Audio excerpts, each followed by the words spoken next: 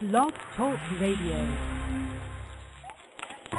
I'm bringing to the stage my man from Yonkers, New York, DMX.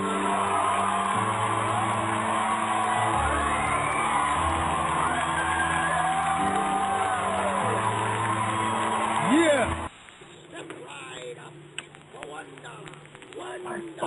$1. You'll be terrified. You'll be shocked. Hey, Thrilled. look who it is. Inside, just $1 for one bill. For thrills, for delight. And now, our amazing attraction. SideShow, motherfucker. Because you can't censor real life. Nothing you say can upset us. We're the MTV generation. We feel mighty high in our lives. Really? What's it like? And I guess what's happening now is that rock is kind of dying out. I can kind of envision maybe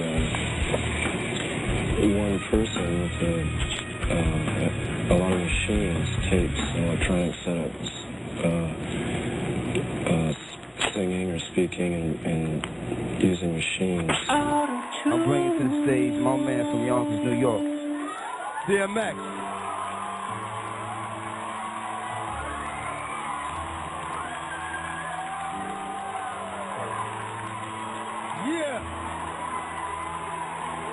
Yeah. That's what's up. I appreciate it. What I'm going to speak on is the thing that's on my mind the most. You know what I'm saying? The thing that we all got to deal with every day, but don't really know. The industry. The industry. Man, it's not the same. Doesn't have to do with talent. It's about playing the game. The industry. Real niggas is dying to get in. The industry. Just to find they don't fit in. The industry ain't what it used to be. The industry's trying to control the way you MC. They want you to dress like this and talk like that. But I'm going to dress like this and talk with the bat. The industry. Got your word? Meaning nothing. The industry. Fuck what you heard because he's bluffing. The industry. Money, bitches, hate. But I dare you to try to take a fucking thing off my plate. The industry like, wait! But in the streets, we like, get 'em. 17 up in that thing. Catch 'em sleeping and hit 'em. The industry, if you ain't got a strong mind, the industry will break you down. It's a matter of time. The industry, vultures with nothing to feast on. See me? I'm getting my beast on. The industry, stay in the dirt, play in the dirt. Test the wrong one in the industry and you will get hurt. I'm not an industry artist. I'm an artist in the industry. So I do what the fuck I want because nobody can finish me.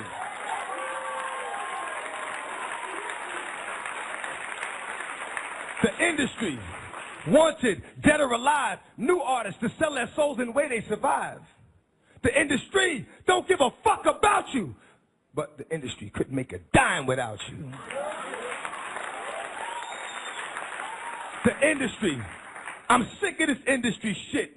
The industry playing them like a industry bitch. They tried to finish me quick, but I am long, so I stand strong. Fuck a beat. Listen to the words in the damn song. All right, welcome to the SideShow. First, I got to thank NWO Truth Radio for giving me this opportunity. Mostly you, BP, you the man. Thanks for hooking it up. And, No doubt, buddy.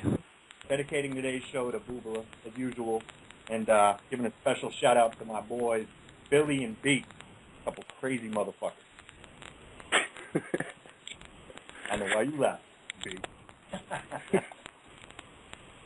So, anyway, yeah, today we got a lot to go over and a lot of songs and a lot of good shit, but I figured music industry is kind of broad, so I want to stick to hip-hop and rap, because rock and roll, that's just a whole another animal. Even though I put Jim Morrison in the intro there. It's just kind of crazy. 40 years ago, he was talking about synthesizing beats and auto-tuning. It's like, down the line, what are our kids going to be listening to? You know, pop's crazy. Like, this catchy commercial music all day long, and they play it in half-hour intervals, and it's becoming more and more robotic. I mean, listening to, not to call anyone out, I used to love Black Eyed Peas, but will.i.am, I mean, he already sounds like a robot. I don't know if you guys agree with that, but... You're not going to get popular unless you're selling Mountain Dew, right? Yeah. I'm drinking Mountain Dew as we speak. Wow. Yum.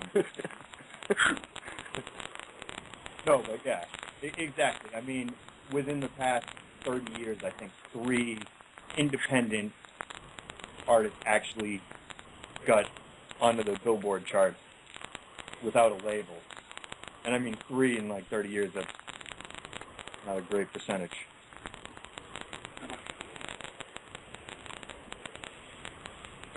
That's true. Yeah. I was going to jump in real quick. Welcome to the network and everything, Michael, and thank you. It's great show topic. It's kind of like one of the things I do a lot of research in. I'm a big fan of real hip-hop, truth music. And when I see stuff on the radio nowadays, it just, like, it literally makes me sick to my stomach that people support the garbage. And no wonder, if you really sit down and think about it, no wonder our kids and the youth are so messed up nowadays, is because they're hearing the same garbage 14 times a day on the radio station and MTV. And I actually called the radio station here in my local area, the hip-hop R&B radio station here, and I had a long discussion with one of the, I don't know who it was, but I talked to him for a long time about, why would they play such filth every day? And I couldn't really get a straight answer, but I know what the answer is. It's for money. Because I had a friend of mine tell me that, the truth hip-hop won't sell. That's bullshit. It'll sell. It's not about selling. It's about what they can sell that also dumbs people down, and that's the problem that we're dealing with right now in today's society. I mean, the radio stations, it's just like schools. They have a curriculum that they have to follow, and if they stray from that, I mean, they're not going to be on the radio anymore. That's pretty much what it is. And a big part of it, too, is the fact that each one of these artists has to sell out, basically. They have to sell 100% of their royalties in order to, get the deal. So it's like they're left with no choice, but to sell out. Yeah, they have to take an oath and sell their soul and all that. And there's a lot of create the mind-numbing bullshit that's on TV and the radio today. There's a lot of artists out there in the underground that won't sell out and have been offered deals one after another and won't do that. So I respect real artists and I respect real people that won't take that path. I mean, it's not all about selling 1 million records. I think Immortal Technique said it best. He said if 1 million people buy someone's record, that just means 1 million people are dumb as shit, and it's true. But Immortal Technique is one of those people that won't contribute to the mainstream media madness, and there's a couple other people in the underground that are just, firm and deep-rooted in real music. And the fact that he gets a couple million hits on his YouTube videos, it's true. These videos, he's got multiple videos, more than... Yeah, he's been around for a while. But the main cause of it is, again, when the corporations, when corporations get involved in music, it becomes about, profit, and it's not really about the people anymore. And not to mention, these people out here are letting their children listen to Little Shit Stain while he's telling people to join gangs and, just be a piece of shit like he is. And, that's a role model. Yeah, that's crazy that you bring that up. If you mean by Little Shit Stain, you mean Little Poopy. Dude's from where I'm from, and I've been rapping for like 15 years now, and I see this kid's video. This kid's, 9 years old? And I wish I had a video like him when I started. He's got bitches, he's got a Ferrari, and look at the world. Coke is not a bad word. Like, what? Like, where are your parents? Coke is not a bad word. I've noticed a lot, too, in the mainstream hip-hop industry and music in general. This goes into pop music as well, with the symbolism. People are, it's just a symbol. Oh, it's just this. But subliminally, people are processing these symbols not even knowing it. And then the music is, a lot of the music is just evil, just pure evil. You know, no knowledge allowed. There's no knowledge tolerated in the mainstream, at least anymore. When I was younger, growing up in the, you know, late 80s, early 90s, I mean, hip-hop still had a message, and it was still fighting the system, but not now. It's in bed with the system. For the most part, yeah, I definitely agree with that. I mean, look at the new guy, 2 Chainz. I don't know how new Oh, he is. Lord. I mean, oh, my God. Yeah, he's it's awful. an epidemic. Man, I've been hammering that dude ever since I've heard him on the radio. I tell people all the time that's the worst rapper I've ever heard in my life. I don't even know how he even got, you know, how they even noticed that he was a rapper. To me, he sounds like a 5-year-old trying to make rap songs. Also, a 5-year-old would do better than him. Exactly. I mean, because when there's you're kids a child, that have more intelligence than him. Yeah, because when you're a child, you still have that creativity and awareness and like that adventurous side to life. It hasn't been sucked out of you by rappers like that. So a 5-year-old could definitely write better than 2 Chainz and whoever else you see today. And a 5-year-old's still pure. I mean, you can't tell a 5-year-old what to do and expect him to do it. Right. I tell my friend all the time, he's in the hip-hop, you know, underground. I tell him constantly, I say, you know, if you want to get a record deal and you want to make millions of dollars, just go in the studio and just write the dumbest shit you can come up with. Just rap about candy, rap about, you know, what shoes, just rap about the dumbest shit you can come up with, and somebody will pick it up. They're like, yeah, we need that. Rap about drugs, call women bitches and hoes and all that. Yeah, that's another thing that's going on. Glorify being a gangster. That's another negative thing that's going on. It's been going on in hip-hop for a while, but, you know, how they treat women. And you look at some of these women in the rap videos, you wonder, you know, what kind of decisions they're making if you're in a rap video half naked. And, you know, little kids, little girls look up to these women in rap videos, and that's another sad thing. I want to be in the video. Yeah, exactly. Yeah. It's all mind control. I mean, like, we kind of blame the artists a lot, but you have to understand how much mind control they're under. So it's not really sometimes it's not really their fault, because a lot of them are literally born into it. Like, they're in it from birth until they find a way to break out. Blue Ivy. Well, yeah, exactly. I'm very, you know, I'm very passionate about hip hop and keeping it alive, you know, from what it's supposed to be, and what they're doing to it is just, like I said, it makes me sick to see the art form just be transformed into what it is. You know. But I blame the industry more than I blame the actual rapper. Because I'm not sure it's their fault, whose fault, what artists actually blame. It's definitely not their fault, because, I mean, it's just another game to them. I mean, you can either be on a street corner where you're either going to end up in jail or dead. Oh, but you have this opportunity to just sit in a booth and talk into a microphone. And who cares at that point what you're saying, as long as they're paying you. I mean, sometimes they don't have any other options. Yeah, that's true. I mean, not that that's an excuse. It's just an excuse. But well, it's not just an excuse. They're I mean, just using certain conditions were created on purpose, you know, to keep them impoverished. You know, when you had groups like Public Enemy coming out and teaching people, you know, that they don't have to live like that and that they can get educated, you know, then you have gangster music come out to keep people impoverished, to keep them committing crimes, to keep the prison industrial complex going. And then, you know, it's just like Biggie said, you know, you either slinging rock or you got a nasty jump shot. And that's really, you know, all they have to aspire to. You know, nobody's going to sit there and be like, go to college, get a degree. And, you know, unfortunately, that's just the way it is for people. And, you know, it's not necessarily their fault, but everybody does have, you know, opportunity to change. But realistically, their conditions are created on purpose. Exactly. I mean, it's sad. You listen to all these radio stations, and they're all going to top 40 formats.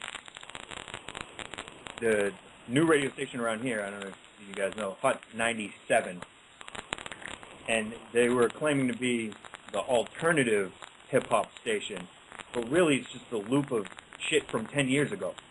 I was like, wow, I haven't heard this song in so long, and then an hour later they played the same song again. It in rotation, and it's just they do that all the time. recycled garbage.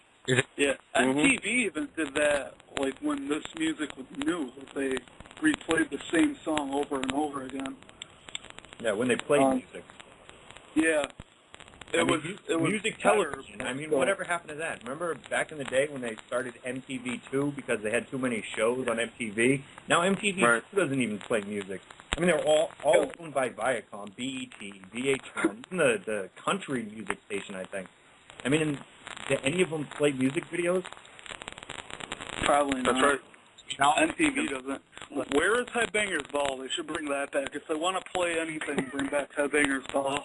And play that 24/7. Right. But you said it right there, Viacom. Actually, Payday Monsanto said that in the song. He said, how the fuck can he compete with Viacom? And it's true, because they have an agenda, and if you don't fit it, you'll be cast out. Yeah, they're one of the 6 corporations that own television. Look what they did to, well, they didn't really do anything to Lupe, but as soon as Lupe started talking about Building 7 and how Obama really is, and some of the other people that cover news, you know, he's nowhere to be found on the radios. He has to make underground mixtapes. So I don't know, man. That new Battle Scars song, they've been playing the shit out of that song. Yeah, it depends in what part of the country. It's because he doesn't mention Building 7 in the song. Right, but they're not going to let too much truth be, you know, like Brian was saying, you can't really put knowledge in there. You're not going to, hey, kids, go read a book. You know, they're not going to, they don't want that. They want dumbed-down music. Exactly. It's hard to put advertising in books. Yeah. And, you know, some of the lyrics nowadays are just like, when I was younger, I used to write, you know, lyrics and whatnot, but it doesn't take much to really come up with some compelling lyrics, so I really don't understand where, you know, how are these people proud of what they're putting out? Like, you're putting out, you know, basically garbage. The lyrics are just trash. There's no art in it at all. Can you even call them lyrics? I mean, that's what I'm saying. Just a bunch of words thrown on a page. Like 2 Chainz, all 2 Chainz does is really just get on a song and just, you know, he's basically talking. And it's not rapping, it's not hip-hop, it's not anything. You know, he's just a billboard, basically, is what he is, just like the majority of them.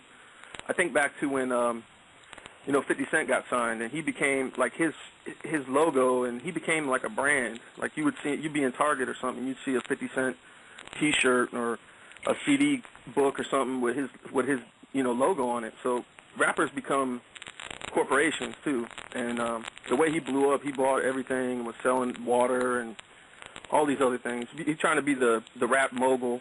And that's another thing. A lot of rappers get into this liquor. They sell liquor, and they sign on to liquor companies and shit. Like, why is that important for, you know, P. Diddy to be selling vodka? You know what I'm saying? Why does that need to be a notch in his belt? But it's just a propaganda of them promoting that club life. Everybody's going to the club, and, you know, we got to party and drink and get drunk and everything else. I know I mentioned it on another show. It's like, when did black people start drinking Cristal? You know, right. It's so freaking expensive. You know, people have to work like a whole week to afford like a bottle, you know, and that's what the mentality they want. Because if you don't spend all your week's paycheck on a worthless fucking beverage, you're a piece of shit. And that's what people think in their mind. That's an excellent point. I remember my 21st birthday. I was all excited to go in the liquor store and use my ID for the first time. I bought probably the shittiest beer. I don't know if you got MGD. But with that, I bought a big bottle of Courvoisier. Just so my friends could be like, hey, pass the Courvoisier. Wasn't that like the first time we hung out? Yeah, that is. I think that is the first time we hung out. So, like, it's crazy because, was it good? No, it tasted like shit. The only reason we bought it was because Busta Rhymes and P. Diddy told us to buy it. That's right. And they got together, specifically, Courvoisier had them write a rap so they could sell more Courvoisier, and it worked. And P. Diddy's still doing it. Yeah.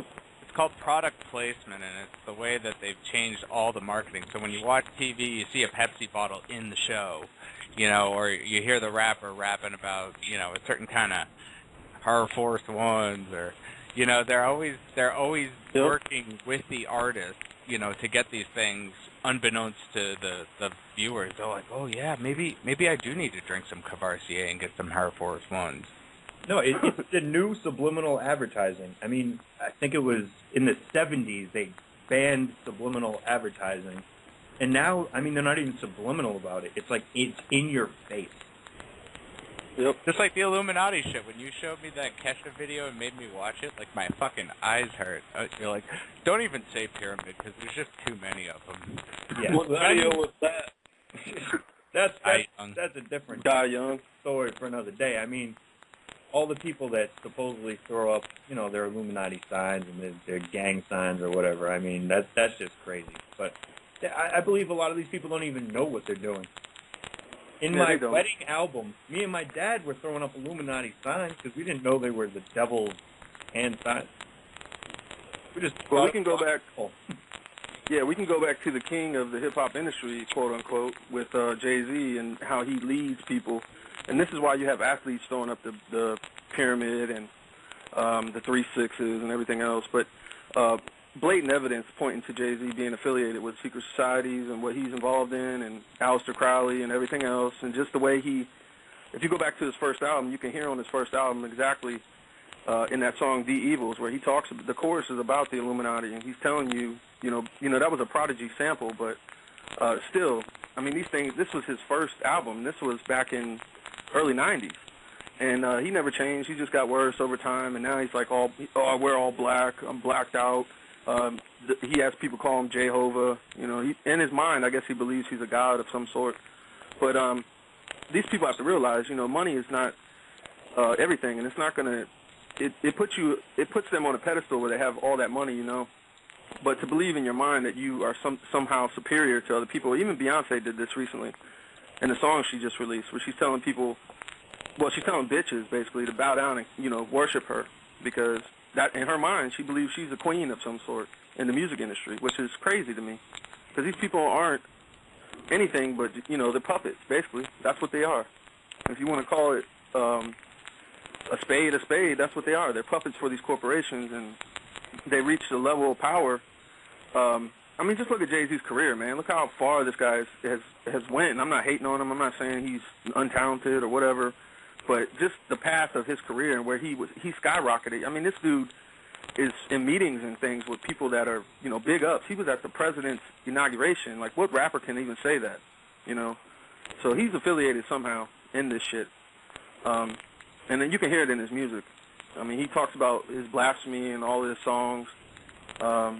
Just crazy shit that you can tie back to him. And there's a great documentary called Jay-Z Deception that explains all this in further detail. But yeah, he's a big one. Yeah, I mean, even on his Lucifer song, or the making of it anyway, he says he hasn't even read the Bible. But he can quote verses from it. Yeah. I mean, and why is that important to say that? Why is it important to just blurt that out in the middle of recording a song? Oh, I don't even read the Bible. I don't even know where this shit's coming from. Right. That's just to make. Yet my name is God. Yeah. Like, fuck you, dude. And these people are worshipped and idolized, so it becomes a problem when that philosophy is passed on to the youth and people out here that don't know any better. They have no idea that when you talk about certain rappers or something being in the Illuminati or any of this shit, or you just talk about them in a negative light, you become a hater. I'm hating on him because he's richer than me. No, it's deeper than that. It's a lot deeper. Right, you can't hate on anyone just because they suck anymore. I mean, yeah. Not a thing. Yeah, I was on 2 Chainz's page the other day, and I was talking about that, and the guy was like, oh, this is a page for, if you don't like him, why are you on his page? And I had to explain to this dude. I basically told him, I was like, you got to be like 13 years old. And he was like, so what? I am 15. I was like, oh, well, that explains it. Enough said. That explains it right there. There's so much proof, though, that these rappers are like that like they're part of the Illuminati and all that. They admit it. Even if they came out on MTV and told people, I'm in it, I'm involved in it, I'm part of it, people would still be scared. They still wouldn't believe it. Even if it came out of their mouth. No, they wouldn't believe it, and I've even seen it on, like, Yahoo. They're like, how do I join? Like, how the fuck do I get it? Fuck. Well, there's a rapper you need to in become Virginia. Powerful first. Brian sent me Brian posted a link about a rapper in Virginia here that was trying to do a Illuminati sacrifice so he could become rich and famous. And that's what I'm saying. This shit is becoming way out of hand. People don't even know what they're dealing with. Well, yeah, now it's the new trend. It's the new cool thing to do. And that's why half of these rappers that throw up these signs, I don't even believe they're Illuminati. I mean, would the Illuminati allow these assholes to be part of their secret society? I mean, it's a joke. They're all puppets. just doing it because it's cool. Every one of them are puppets. You know, none of them are bloodlines. You know, so let's get that clear. You know, everybody's like, oh, no, none of them are. No, they're all puppets. Yeah, they might be involved in, like, you know, the underling secret societies, and they, you know, maybe have to take blood oaths and maybe shit. You know, well, Freemasonry has infiltrated the entertainment industry. You could look at Shaquille O'Neal and some of the athletes. They're all involved in Freemasonry. Yeah, they from American, what is that show that everyone likes? Not my man Shaq. Really? Talking Shaq now? He's an Illuminati too? Yeah, yeah, did you see a video where he was waving around his Masonic ring? Yeah, he was on a basketball telecast, and I thought it was a championship ring that he was wearing, but the guy was like, well, what's that? And it was just a big blinged out Freemasons, you know, ring, and all of a sudden he didn't want to talk about it no more. He wanted to change the subject real quick. But he was flashing it around. Mr. Talkative, too. That Simon Cowell's got a freaking jet ski with Mason shit on. Yeah, Simon Cowell. Hey, am I live? Yeah, you're good. Yeah. Cool deal. Hey, did anybody ever find out what the name of that song was that Styx wrote at Aleister Crowley's house? No, but Styx wrote a song at Aleister Crowley's house. I did not know that. Jimmy Page, I believe he bought Aleister Crowley's house too. You know. Yeah, a lot of these 70s rockers did that. I mean, Aleister Crowley's big in the music and entertainment industry. People just don't know about it. A lot of people that follow. How deep the shit goes. Yeah, it's out there. It's researchable. Yeah, they don't really. You know, the truth isn't pretty. You know, it's an ugly thing. So I can understand why. You problem that people today that if it's more complicated than 11 times whatever, people aren't going to be able to do it. Right. Yeah, I'm like that. You know, a lot of we know, AJ. But we forgive you. You know, like, it's awful. A lot of these people don't even know that we seceded from Britain. It's fucking terrible. You know, it's like 60% don't know that. It's just ridiculous. Don't know what? Yeah, it's gotten pretty staticky. I don't know who the hell that is. Yeah, it's, anyways, I was going to say, too, there's a population of people out there that don't know the fluorides in the water and what fluoride is and what it does to your body. But, you know, it's been in the water for over 50 years, and people still don't know about it. They think it's a mineral. But my grandfather is one of the people that, he was a dentist back in the day, and he actually helped get fluoride into the water, and that's like his fame. You're welcome. Crazy. Yeah, so they should have consulted the neurosurgeons before they consulted the dentists on that one. It's good for your teeth. It's horrible for your brain, but I'm a dentist. Who the hell cares? Right. It's good for your teeth, but it'll kill everything else. Drink if you get enough people to back a lie and the right people say, you know, the lie is okay, then enough people in society will buy it and not question it. You know? No, why do people think that when they get cremated, most of what's left is like bone chip and teeth? Because your teeth got fluoride in them. That's why they're surviving.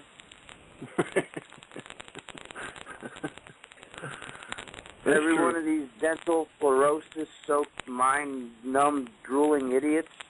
And I want to say I'm not talking about the vast majority of the people, but I am, and I hate that. Yeah, it's bad, man. We're in bad shape right now. It's pretty sad when common sense just isn't remember, common anymore. 2% is all we need. In 1776, 2% of the population, a ragtag group of farmers with pitchforks, prevailed over the most powerful military on the face of the planet. Just like today, 2% is all we need. And this isn't even going to be a physical fight. It's an information war is what it really is. There's a war on for your mind. Just don't listen to Alex Jones's take on it, or all you'll get is fear porn. That's true. Him and my buddy Mark Dice, yeah. Yes, I knew it was coming. Because, again, you'll never hear Alex talk about, he might bring up fluoride every once in a while, but his father is actually a dentist, so he's not trying to dabble in it at all. Heaven forbid the man come up with a solution to any of these problems. Oh, he ain't going to do that. You can't make any money doing that. One problem, and Alex Jones will be of use again. I mean, for some people, I hate to say it, some people need to listen to Alex Jones just to snap them out of the fucking trance that they've been deluded into. But after you get snapped out of that trance, you need to get away from that man as fast as possible. Exactly. I mean, or you're going to get lobotomized in a whole different small way. Dosage, like our water because of all the fluoride.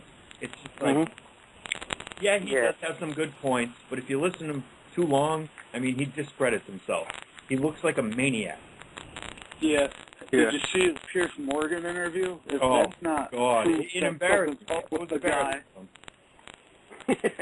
Hell, you got to do meth to keep up with the guy. He's just crazy like that. And people are still supporting him after that interview. Like, you're just some people you're talking about. Some people will go. Yeah, some people will follow Alex Jones off a cliff, and that's terrible.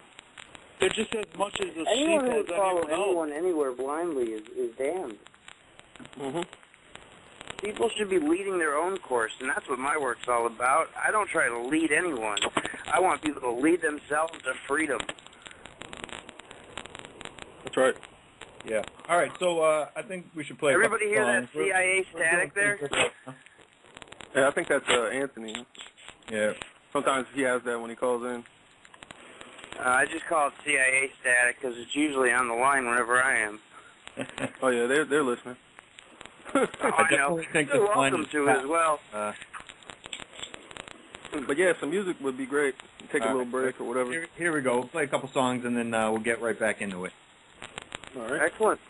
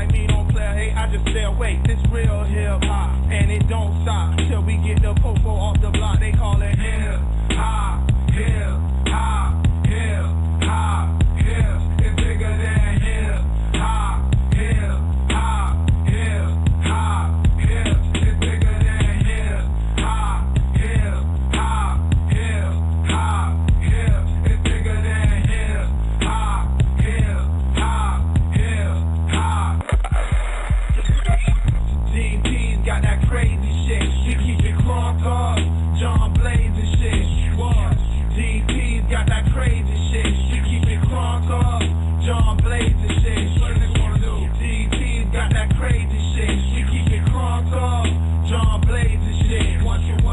DT's got that crazy shit. We keep it crunk up. John Blaze and shit. DT's got that crazy shit. We keep it crunk up.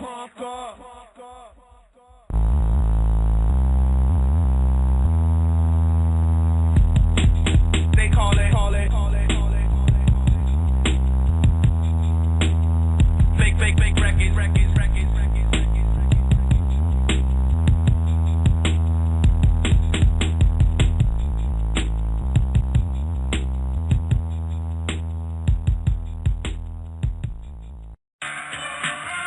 Knowledge reigns supreme.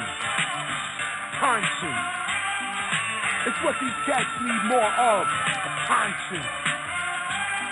Big up. Let me test this mic. Yeah!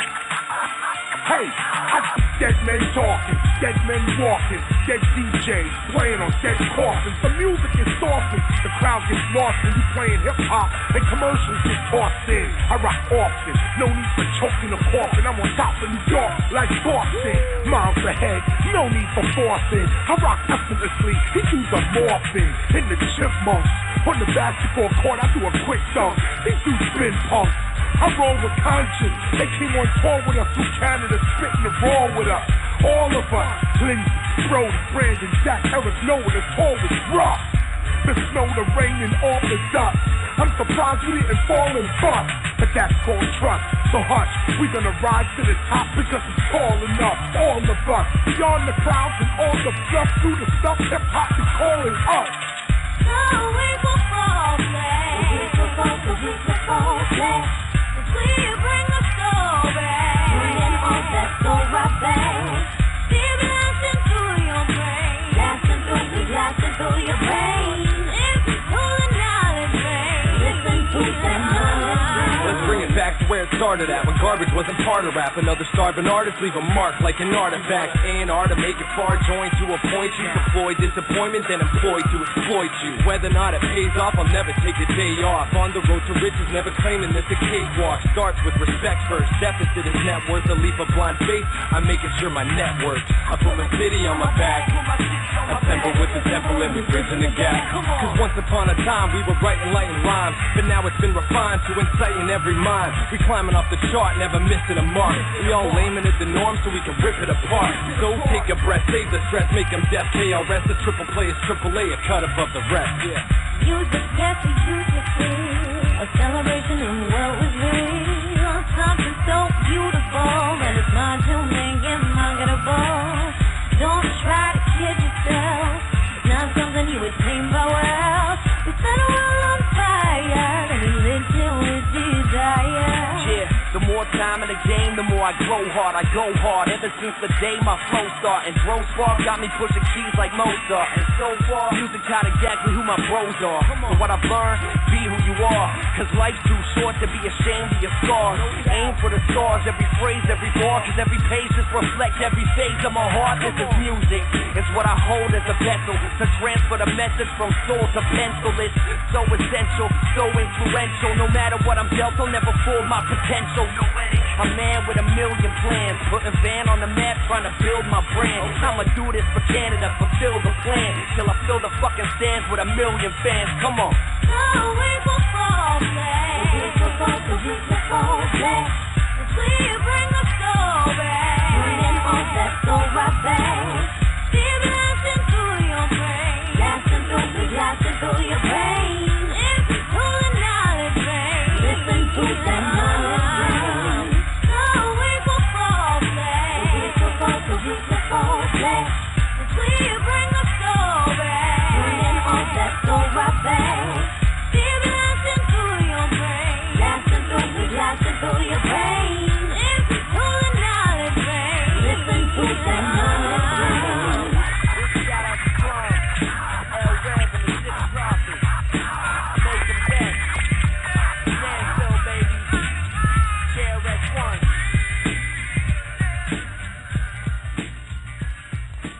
Oh yeah, we're back. Wow, real hip hop lives. That was crazy. Yeah, there is real hip hop. I'm still shocked to find real rap because for so long, all I heard was the bullshit in the mainstream. And before I even knew the Illuminati existed, I hated mainstream rap. But I'm just shocked to find that there's actually intelligent rappers out there. Oh yeah, if you look hard enough, That's you can something find I didn't know. decent music. Yeah, there's intellectuals out there that'll blow your mind if you look hard enough. But I wanted to bring up something to Michael real quick because your voice sounds very familiar to me. So I was asking Brian about it. So I know you from a past song that you did, Our Wives Are Illuminati. That's a great track, man. Putting it out there. Yeah, that's a great track right there. Yeah. And thanks to Brian for showing me that. Kind of making fun of Brian and his wife because I was playing her in fantasy football. So that's where that came about. It's basically fantasy football, but it's good to know that people got some of the jokes. Yeah, yeah. And the Mark Dice line in there and everything. That's, like I said, that's a great song. That's exactly what Mark Dice does. He tries to push his views on everybody else. No, exactly. That's the first time I actually saw Mark Dice. Brian sent me a video, and it was him going around with a microphone and a backpack, just running up to people and asking them questions about how the Decepticons were responsible for 9/11. And it's like, yeah, you're being a bunch of idiots. Like, what are you going to do? You run around in public, you're going to find idiots. I mean, yeah. But does that help your cause? It makes you look like an asshole. I think that's what he's going for. You know, seriously, I think that's part of his deal. You know, I think he likes that people call him an asshole. And I think he I don't know, maybe he likes it. I don't know. He likes but the negative publicity, you know. Yeah. Like when he was bullhorning all the shoppers on Black Friday or whatever. Yeah, it does become a bit douchebaggish after a while, you know, watching some of the things that he does, but some of it's funny as hell. But well, after a while it gets Black old. Friday thing, that was pretty funny, because people are crazy. I mean, they're going to work at Thursday, it's like, I don't know, probably right after Thanksgiving dinner, and going right to work because of these assholes that wait out in line for early Friday. I mean, come on. Right. For what? You're saving a couple dollars? Like, really? If you try hard enough, you can find a good deal on any other day. Well, what are you going to save? Like $20, and you're going to stomp on somebody's face and, you know, stab somebody to get a TV? No, I stabbed someone for a Furby like 10 years ago, but, you know, they had it coming. Yeah. That is true. That is true. But back to the music, I mean, you know, that song that you played, the Dead Prez, you know, hip hop. That's a classic song, and if anybody is a real hip hop person, they'll know that song and that beat. That's real music. You know. No, I do love that song. I love Dave Chappelle for using that as his kind of his intro on his show. Mm. And it's sad how many of us know anything about Cecil Rhodes? Cecil Rhodes. I know about Randy Rhodes. I know a little bit about him through Payday Monsanto. Cecil Rhodes? No, who's Cecil Payday Monsanto raps about him.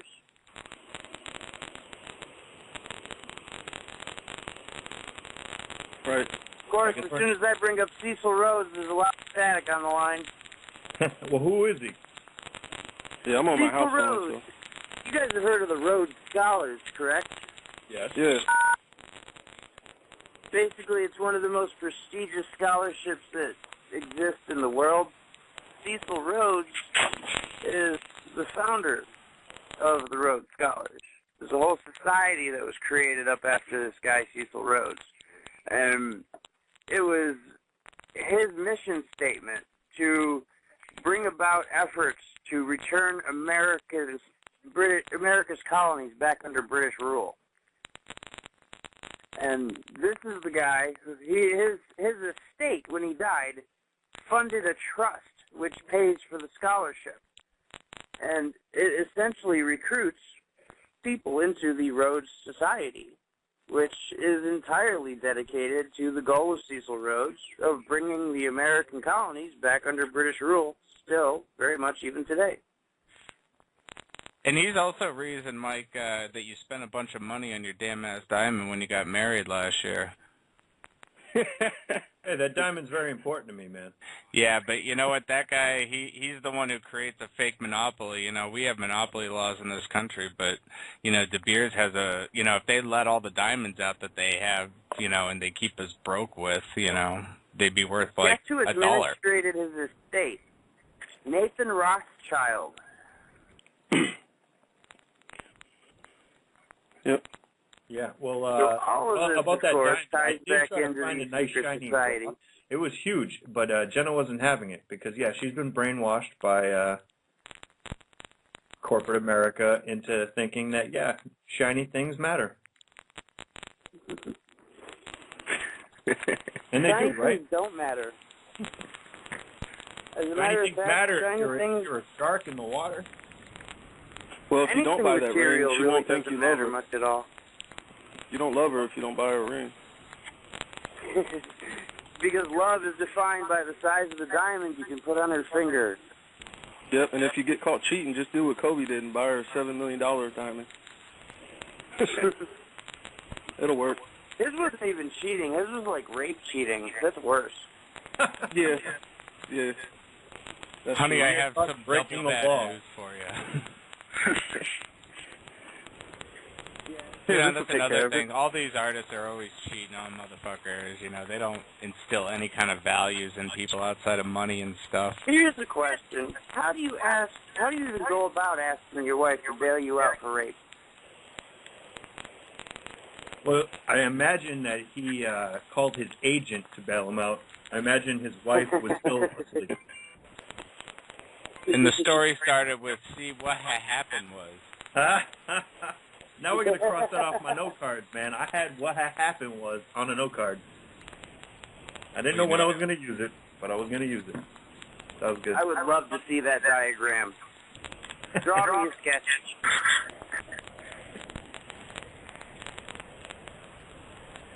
So speaking of bullshit, Yep, that's who we worship today. Our how basketball about this players dude are our Psy? heroes. Are you guys sick of this Gangnam style shit? Oh, man. I don't even really know what that is, and I'm proud of it. All right, Well, well, that's awesome. Me and Brian are actually guilty of doing it on Thursday Night Football, you know, just to get on TV. But I mean, it was like a virus, and I don't mean like a viral video, but it was a virus. It infected the airwaves, and people didn't even realize that this is the same South Korean guy that had been rapping about killing Americans. Yep. And then he blows up with this song, and it's a huge fad, and it's a huge thing, it's a big deal.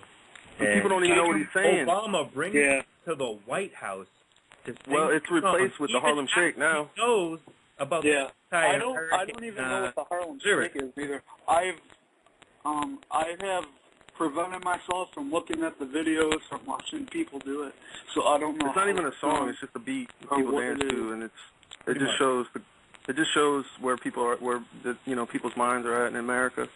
You know, don't worry about anything. Just dance like an idiot. Make a YouTube video. What are you guys talking about? I do suggest that you go to the NFL Network, though, and look trend. at Ryan doing Gangnam Style. It's pretty fucking hilarious. I'm not going to look at it. I can't hear what you're saying. I can't make out the words that you're saying. What is it? We were just talking about current fads that people latch on to, and yeah, what is the fad that they're talking about? Well, at first it was the Gundam style, the Korean dude that nobody can even understand the song. And then now the current fad is the Harlem Shake, where people make YouTube videos and waste their time doing that. I get it. See, the problem was I wasn't not hearing you. I was hearing you. I just don't understand what you're talking about because I've never heard of it. Yeah, we live in a strange place, strange times. What people do. I wonder what the next trend is going to be. Something even dumber. It's going to be even stupider. I can I'm guarantee not it. even going to know what it is. I just might get off Facebook forever then. And I'll tell you what, I can make the next fad. I'll just come up with a song. But it's I don't know Club. That'll be the You next won't make fad. the next fad. They will make the next fad. They're working on it right now, I'm sure. Yeah, they are. You notice how these fads and even all these rap and pop artists have no real value at all because they're only cool for about 6 months and then they're forgotten about. Well, the fads don't even last that long. The fads last like a month or less. That's right. And that's like another thing with the music industry these days. It's the turnover rate. It's like when you go into a gas station and you go there every week because you need gas. You go to the same gas station because it's on your way to work. Do you ever see the same guy? A couple times. But the turnover rate at these shitty jobs is crazy. Yep. And it's the same thing happening with music nowadays. Yeah, you're big for a little bit and then you fall off. You're big for a little bit and then you fall off.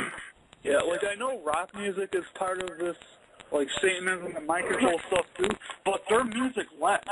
Like there's still stuff from the '60s that everyone knows today. I mean, yeah, he's got the Obama phone going on. I couldn't hear any of that. But that's different though. Rock music is like that's why I said it was a different animal. I mean, hip hop is more straight up. I mean, you say what you say and you say it. Where rock music it's a little deeper. Not always. I mean, you got Nickelback and they pretty much say what's up. You know, shit like that. But I mean, rock music is completely different. I mean, it's harder to infiltrate, I feel. Well, this is a good point too. Why would all these rappers be doing this and it's not happening in the rock music? I mean, it is, but it's not as bad. It is happening. It's just harder to do because rock music is more prevalent in society. I mean, you can go somewhere and you can go see a rock show, but I mean, how many rap shows do you actually go see? Right. I mean, there's no place around here that really allows rap because it's so violent. I mean, we used to try to play shows, and we would, and then fights would break out, and they'd say, you know, you can't really do this again. It's not even the predominant racial culture I have a problem with rap music. It's the subject matter and the material that they're talking about. Bitches and hoes and bling bling. Come on, there's more to life than that. Yep. And we're having some phone issues. Are there for? Poor people are there to scare the shit out of the middle class, to keep them working and showing up at those jobs every day. Yeah. That's pretty much it, man. I mean, if you think about it, in corporations, people are just numbers, and that's how these billion-dollar industries, they think about people. I mean, I work for a billion-dollar company that's nationwide, and they don't know my name. Even the people at work, sometimes they don't know how to pronounce my last name, and I tell them, and it doesn't matter. We're just numbers affecting the bottom line. They pay us less, so we must spend more time not looking for better work. Not that there is any better work. I mean, the turnover rate in the industry of music is bigger than the gas station these days. These people are going to be like, you know, I can't lose my job. There's 100 motherfuckers who want it, you know? Well, these idiots at the top have created the very shit jobs they're trying to force you to show up at. Yeah, I never did understand what they meant by, oh, we're in a service economy. Now that I'm older, I finally get it. You know, you can service people at Walmart, or you can service people at McDonald's. Which would you prefer? You know, because all these other manufacturing and producing economy. Yep. And the deindustrialization of America started in the 50s. You know, you used to be able to drop out of high school, go and work at GM, put your kids through college, buy a house, put them through college, retire. Now the women work too.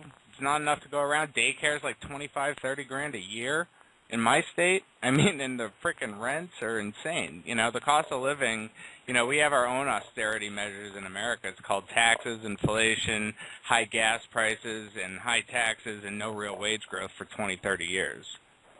I have a perfect father used to work for of GM. A multi-millennia old service economy. It's called the Coliseum, where they would round up all the thieves and the slaves and the general riffraff, and they would force them into a service economy where they were serving the crowd and dying for their pleasure. Yeah, so anyway, yeah, my father got laid off from GM, and that was it. They shut down the plant, and they stopped making cars here in Framingham, Massachusetts. So, you know, when I bought my last car, I was like, I want to find a good American car, so I got a Chrysler from GM, and after I buy it, I find out that it was actually assembled in Canada. Yep. And all the parts were made in Mexico. Yep. How American is that? It's American, actually, now. But, I mean, you know what I mean?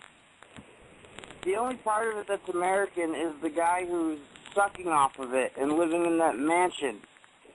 And the only American thing about it is me driving it. Yep.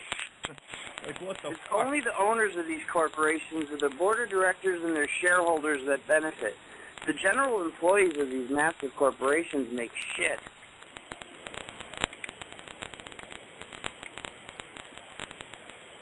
Everyone's essentially a paid slave.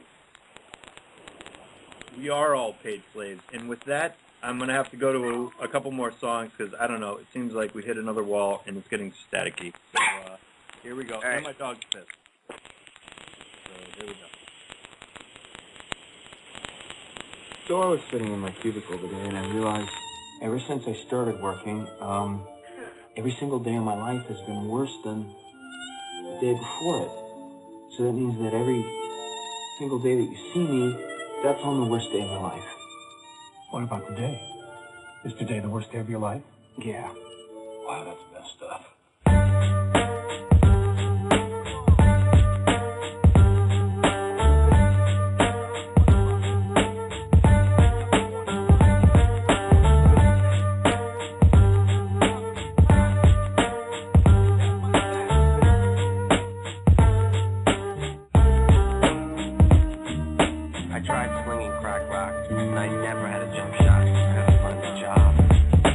Hanging out, I walk around this earth with the same smile. In and out of $7, I wish I stayed around. Wash the taste out, how about this intellect survive? Pays the surface and deflect the hits from economy slide. Narrow get through, it's 7:50 now, shitty town. Watch me sit around all day and still ain't got it figured out.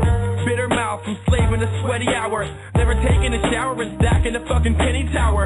Many talents, that's horror, but apart from the fact that it takes money to make money, it's hard to get back. We're charging a trap, plus enlarging our part of the map. Dabbing the magic, making through music, get point from the past. Scraping bottom, the change in the couch will pay for the ballin'. Blame it all on the faintly involved and save us the comments.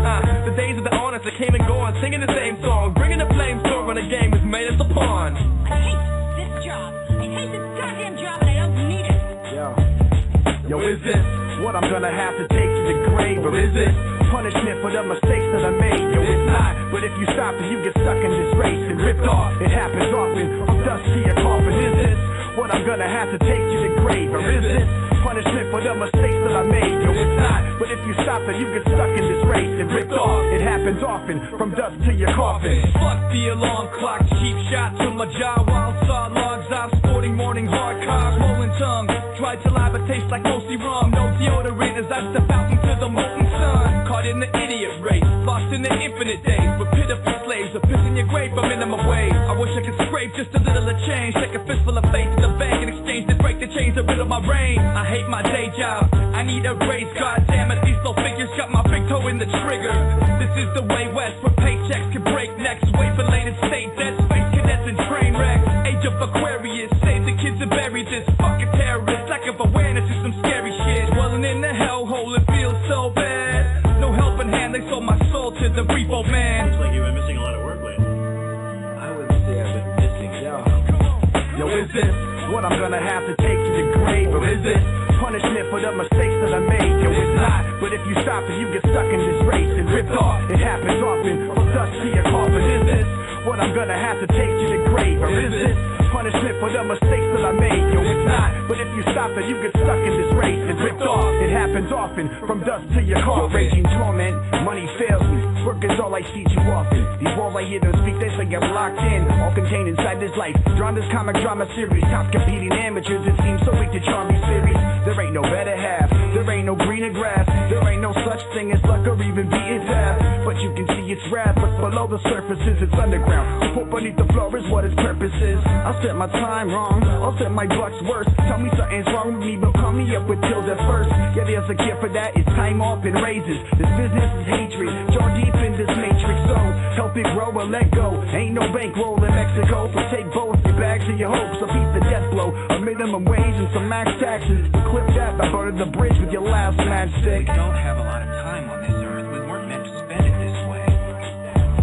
It goes lazy days in San Ho, I exercise my right to walk the block broke, screaming fucking 9 to 5. Maybe I can stack some spare change by the weekend. Until then, I'll be known as the cheap friend who needs ends. I tend to panhandle, I got quarters to make, so I stand outside of businesses and buck corporate snakes. A portion of pay goes directly to my drinking habits. The other half falls out my pockets while I'm leaning back. Words, I wasn't put on this earth to serve customers unless it's slanging my team's product. We word hustlers, juggling money and music has me fumbling stupid, scribbling blueprints and plans to jumpstart this movement. None of us are slackers, man, that's the wrong term. We're all earning our spot, making this job long term. I walk these busy streets as long as earth exists, sporting ripped, lad, faded blue jeans and dirty kicks. Human beings were not meant to sit staring at computer screens all day. Yo, is this what I'm gonna have to take to the grave? Or is this punishment for the mistakes that I made? Yo, it's not, but if you stop it, you get stuck in this race and ripped off. It happens often, from dust to your coffin. Is this what I'm gonna have to take to the grave? Or is this punishment for the mistakes that I made? Yo, it's not, but if you stop it, you get stuck in this race and ripped off. It happens often, from dust to your coffin.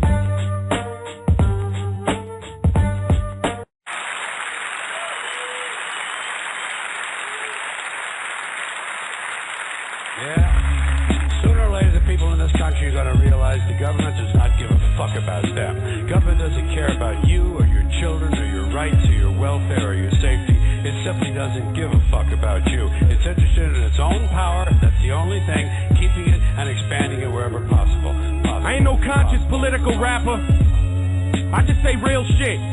I see the truth in lies. Music lets you see it through my eyes. It's do or die, kill or be killed, choose your sides. I may just shoot the 5, or maybe shoot the 5. Cops cruising by my block, rocking suits and ties. I lead the likes of freedom fighters full of foolish pride. Pale horse, close as you and I since William Cooper died. Unified front, guns to the sky drunk, screaming at the top of my lungs. You only die once. Living on the edge, mission torn to shreds. Pigeon on the ledge, had a snitch and warned the feds. But I was born and bred to give the blind some higher learning. And the tides are turning like a drunk driver's higher swerving. This ain't no quiet sermon. See, I'm an Irish German, jeans spliced with Tyler Durden. Fight until I die for certain. So take a look into my eyes, you'll see the fire's burning. Then afterwards, let's reveal the guy behind the curtain. Some modern day slavery. Forget the chain, I'm with them full of shit. Waffles agree with the microchip. This a modern day slavery. Why don't you open your eyes and realize we're living in a modern day slavery? Them with crack and guns to kill each other in this world while dedicating fascism. Modern day slavery. Yes, them a wolf in disguise. Oh yeah, yeah. While Bush throws the horns of Satan, I see the war he's waging like he owes a mortgage payment to some oil corporation. And what my daughter's facing makes me want to stop rhyming and start stockpiling Glock 9s and rock climbing. Corrupted presidents, disappearing evidence, and symbols that could represent the future in the present tense. I try to talk to God from a crucified position, but then I lost my job, now I'm losing my religion. Some alcoholic slob on a suicidal mission. Against the odds, nothing to lose but my conviction. Until you politicians living in your father's shell, I hope you rot in hell, sharing Jeffrey Dahmer's cell. I hope he eats you while you alive and gotta yell, and your fate repeats eternally on stage of Rock the Bells, so everybody else can get a taste of retribution when Generation X is laughing through your execution. With some modern day slavery, forget the chain, I'm with them full of shit. Waffles agree with the microchip. This a modern day slavery. Why don't you open your eyes and realize we're living in a modern day slavery? Them with crack and guns to kill each other in this world while dedicating fascism. Modern day slavery. Yes, them a wolf in disguise. Oh yeah, yeah. Now's not the time for picket signs or letters to your senator and etc. If you love your children, if you love yourself, you'll throw down the fucking hand that's dealt and cut the puppet strings attached to your life. Fuck it. See you in hell, motherfucker.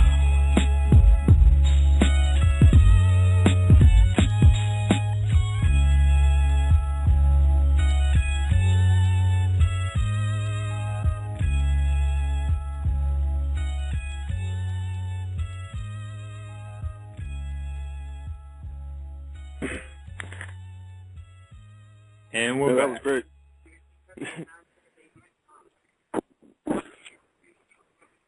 That was a great song. Great song. Yeah, it was. Oh, yeah. I was going to throw another one by Immortal Technique, but I couldn't find it in the fucking lineup. Anyway. What was it called? The Cause of Death. We got Front Lines and we got Point of No Return. No, I must not have queued it up. Yeah, there's a lot of stuff in that studio, too. Yeah, but luckily, I mean, at least on my list, all the songs that I uploaded today are pretty much all clumped together. Yeah. Anyway, that's not important. I don't know if you guys have heard about this 911 call from Florida. I think this happened last week. The Glenwood Gardens. This lady she couldn't breathe, and the nurse called 911 because that's what I heard about this. And basically didn't give her CPR. She was trained to give CPR, but her boss said that she couldn't. I mean, I'm going to try to play it here if you can. I don't know if you guys are going to be able to hear it. Here's the first part of the call. Get this started. Do you understand? I understand. Okay. I am a nurse, but I cannot have our other senior citizens who don't know CPR. I will instruct them in a dying room. I will instruct them. And it's crazy to think about. This company is basically instructing these people not to give CPR. She's trained to give CPR, but what they want is for you to call 911 and have the ambulance get there. Obviously, you're going to be dead by the time the ambulance shows up. I understand if your boss is telling you you can't do it. Yeah. But if there's any, as a human being, I don't, is there anybody that's willing to help this lady and not let her die? Not at this time. I don't know if you guys could hear that, but... I can. Yeah, I heard it. So she's a nurse trained to give CPR. Is she right in front of the lady? Exactly. And the 911 operator, she says, is there anyone, as a human being, that will give this woman CPR? Like, please, she's begging. I'd have done it. Yes. Anyone would have. Surprisingly, I don't give a fuck about my job. I would be the guy on the news telling the news that my company said, no, don't give CPR, but I gave CPR and I saved this lady. But no, she goes, no, not at this time. There's not anyone willing. And this lady died, by the way. She died. The nurse I think the wrong lady died. The nurse who refused to give CPR should be the dead one. But that's the fucked up thing.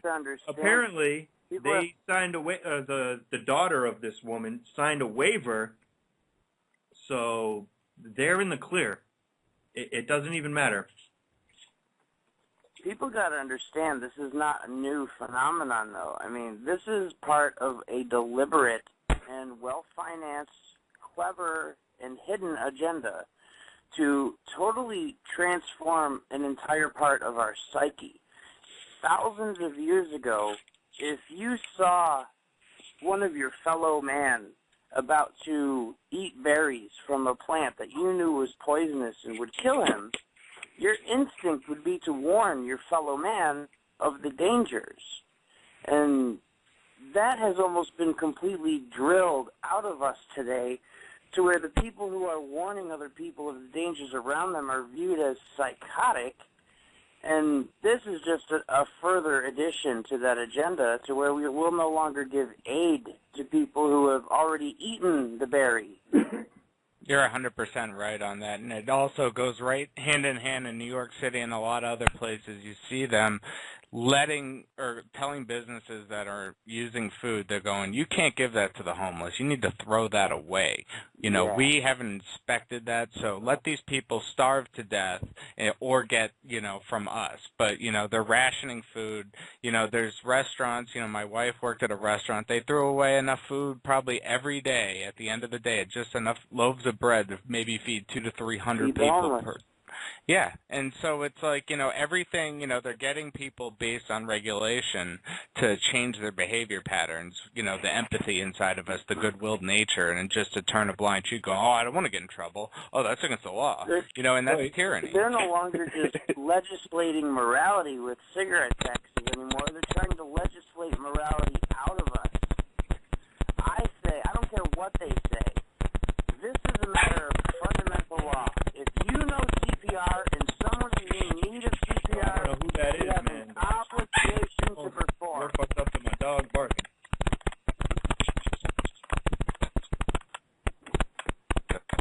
Rob. Nope, found him. There we go. All right, but yeah, it's messed up because I used to work at Panera Bread, and every day we would give huge bags to the homeless shelter, and the homeless people, they ate it up. They loved it. But then the health inspector stepped in and said, well, if you're going to give these loaves of bread and these rolls and these bagels, you need to box them up and package them. Well, that costs money. So, of course, Panera said, fuck that. We're just going to throw it in the dumpster. And that was the end of that. Well, you can't give homeless people scraps. I mean, when does that become wrong? These and people then like, they come go on. to the dumpster for the food, and then they get a ticket from police. I saw an article in Texas where a vet, you know, a veteran, somebody who fought for our country, was homeless, looking for food, and the cops gave him a fucking ticket. Can you fucking believe that? Am I live? Can I be heard?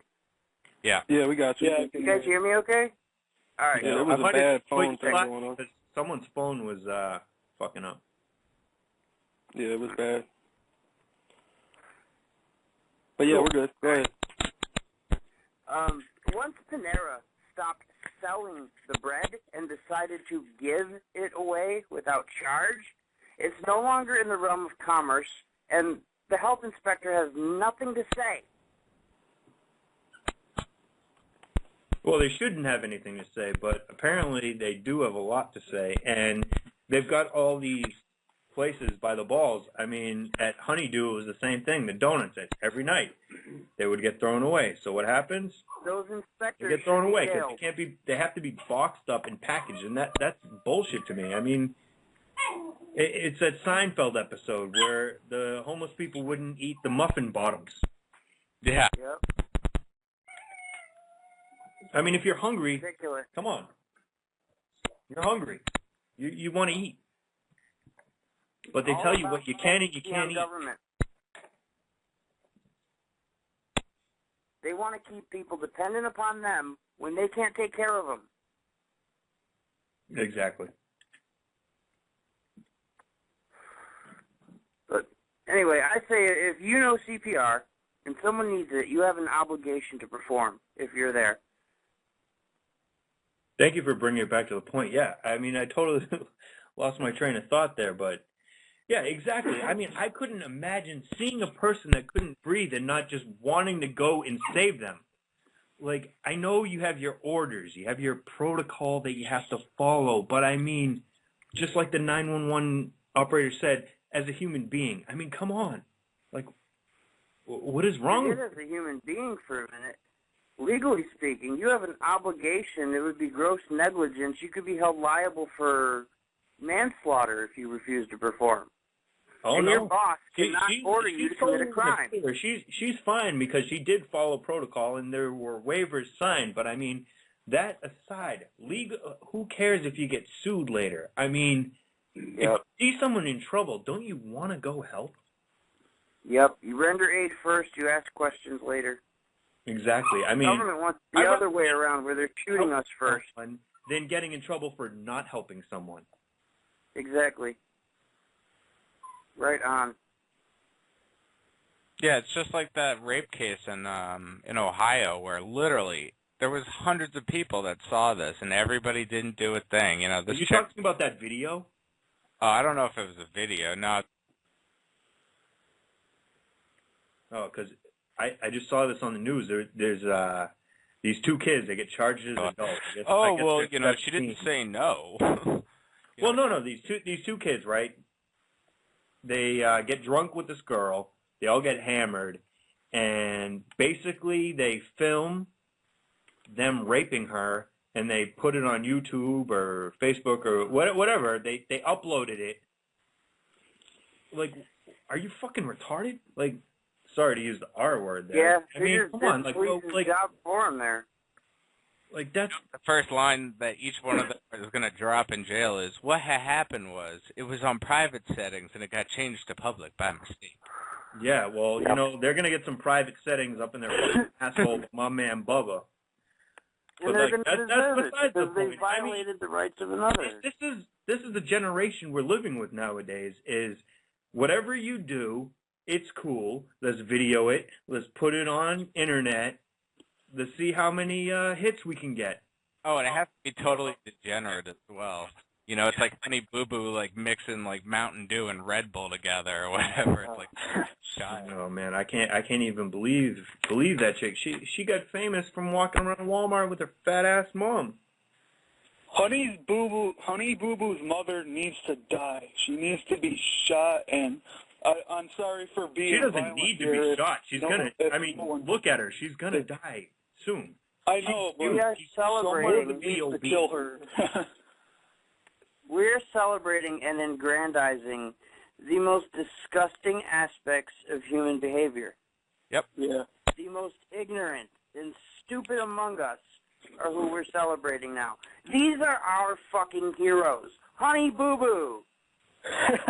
And this is it's a good point you bring up, because, yeah, reality TV, I mean, well, it's not really reality, but, I mean, it's TV nowadays where supposedly it's unscripted, and you're just following these assholes around. They're getting hammered. They're getting shit-faced. It's pretty bad around Boston right now because so many, like, it's like people are... They just had a new Boston, Jersey reality show, right? No, yeah, it's the only people reason are they're calling infatuated with the dropping of the R and the accent. So now there's all these stupid Boston reality shows like Southie Rules and Wicked Single and I don't know. There's some other side. I don't know. There's like 4 of them right now, and it's disgusting. They're basically just following around these idiots that are getting schmammered, and it's funny. And 20 years ago, not 20 years ago, that's a little much, but I mean, this is what we used to do. We used to have video cameras and we'd follow ourselves around drunk and we'd put it on local access and we thought it was hilarious, but we were stupid and ignorant. And now this is the main programming for all these television channels. I mean, all of them. Even the History Channel isn't history anymore. It's crap. Here's how they're getting away with the reality crap, saying it's not scripted. They can't read. It's orated to them what to say. Yeah, they probably can't read, but Snooki and JWoww, give me a fucking break. Well, my wife loves that show. But yeah. These are the most retarded dredges of the bottom of a barrel of human society. What trailer park in Jersey did they pull these bitches out of? I don't even think they're all from Jersey. No, they're not. I wouldn't. They all just fit the over. The reality of this, of where they were pulled out of, is probably darker than a trailer park in Jersey. They're probably on mind control slaves in like a, I don't know, wherever they put them in like a basement somewhere where they do the satanic rituals. Then they set them up for mind control and put them on the TV. I don't believe that at all. All I believe is that they said, here, when you look into is a house that you can live in for free. We're going to fill you up with booze, and all you need to do is do what you do, and that's it. They're like, we're going to do it. And that's all it is they just fill them up with booze, fuck whoever you want, and that's it. I mean... They're like, oh, we're famous now. And they are famous, and that's the sick thing. And that's what we should be thinking about, not who is doing this, but why. Because you can't blame Snooki for wanting to get famous and getting money, because you know what? She got knocked up, and you know what? She has money to help that child now. If this bitch got knocked up, which she would have anyway, she wouldn't have the money to help this child. So I mean, it's not who's doing it; it's why, and it's the television channels that are to blame. These people are not it's an MTV show, by the way. So Viacom is to blame. If being like Snooki and JWoww is what it takes to get famous today, I don't want no part of it. I'll be a hermit. Well, I mean, with real artists out there, I mean, obviously everyone wants to be heard, but do you want to be heard like that? I'm so glad I didn't get famous when I was younger, because I would be one of these assholes just getting drunk and doing stupid shit and being Lindsay Lohan all over the place, showing my crotch off when I step out of limos, you know? And I'm so glad that I'm a broke loser from Massachusetts, you know what I mean? Agenda. Every one of them, whether they're a willing participant or not, are a willing tool of this social control mechanism trying to manipulate us into something that we're not. They're trying to transform this country into, I don't even know what to call it. It's just horrible. It's really sad, yeah. I don't know what to name what they're trying to do to this country. It's worse than like a third world country, what they want. They're trying to turn us into a third world country full of retards.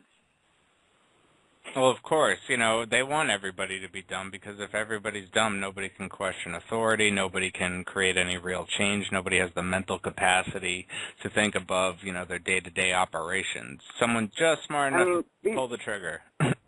These people in third world countries today, they may not have money, but they are surviving. Most of them, anyway, they're living.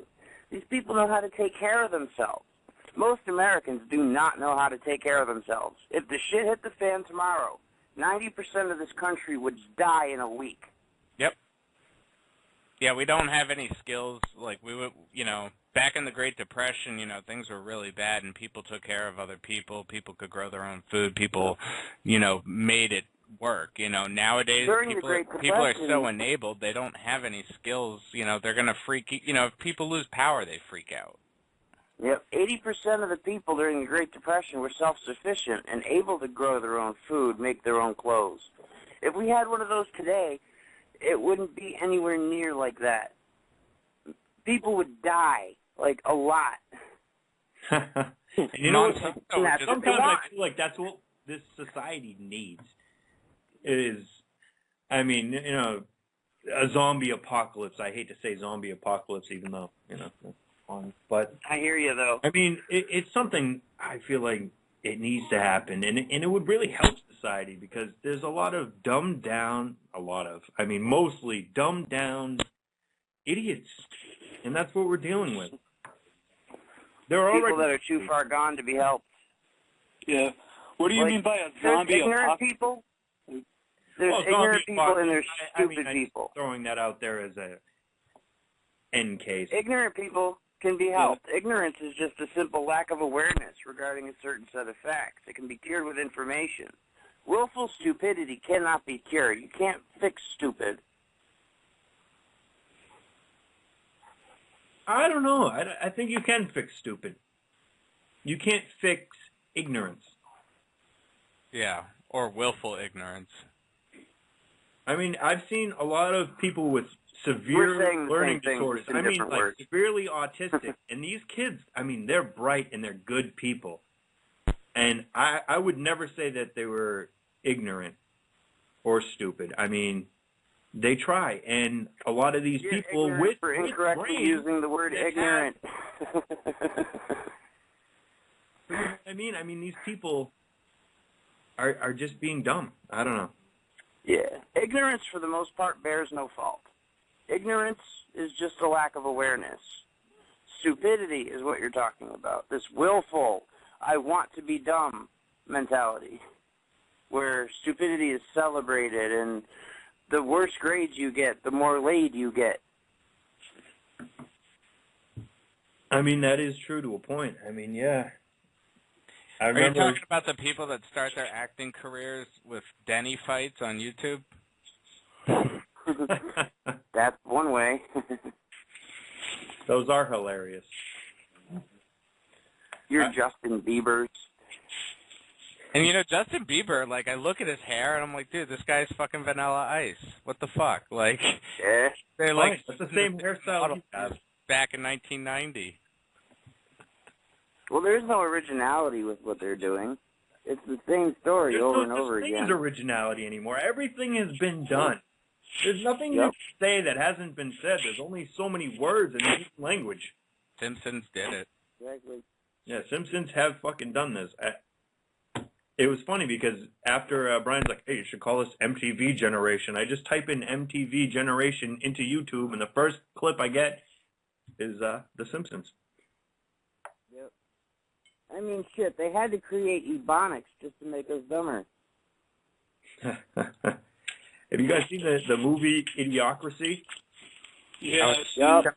That up, dude. It's sad, but that's what's happening, man. I hate to... You know, especially in this economy. Oh, no, we could never have kids. Meantime, all the poor people on welfare that, you know, get enabled by the system keep spitting out kids left and right. Well, people are not going to stop having sex. And poor people can't afford the condoms. Those prices have gone way up. And government's just looking at all the new future slaves.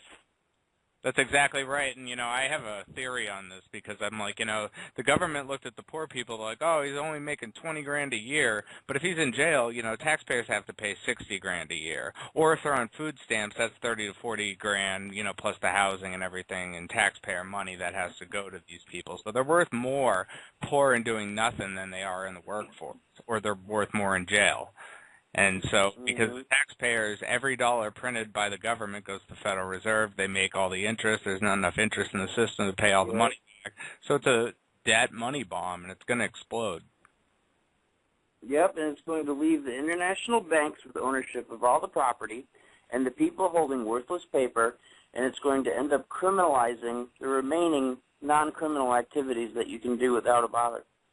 Yeah, you guys know about the Illuminati and all this money making. I want to know, out of all the bills that have been remade and remade, you know, like the 5s, the 10s, the 20s, etc., you know, and they get to making, you know, they look more like foreign money every day. How come the $1 bill still looks the same?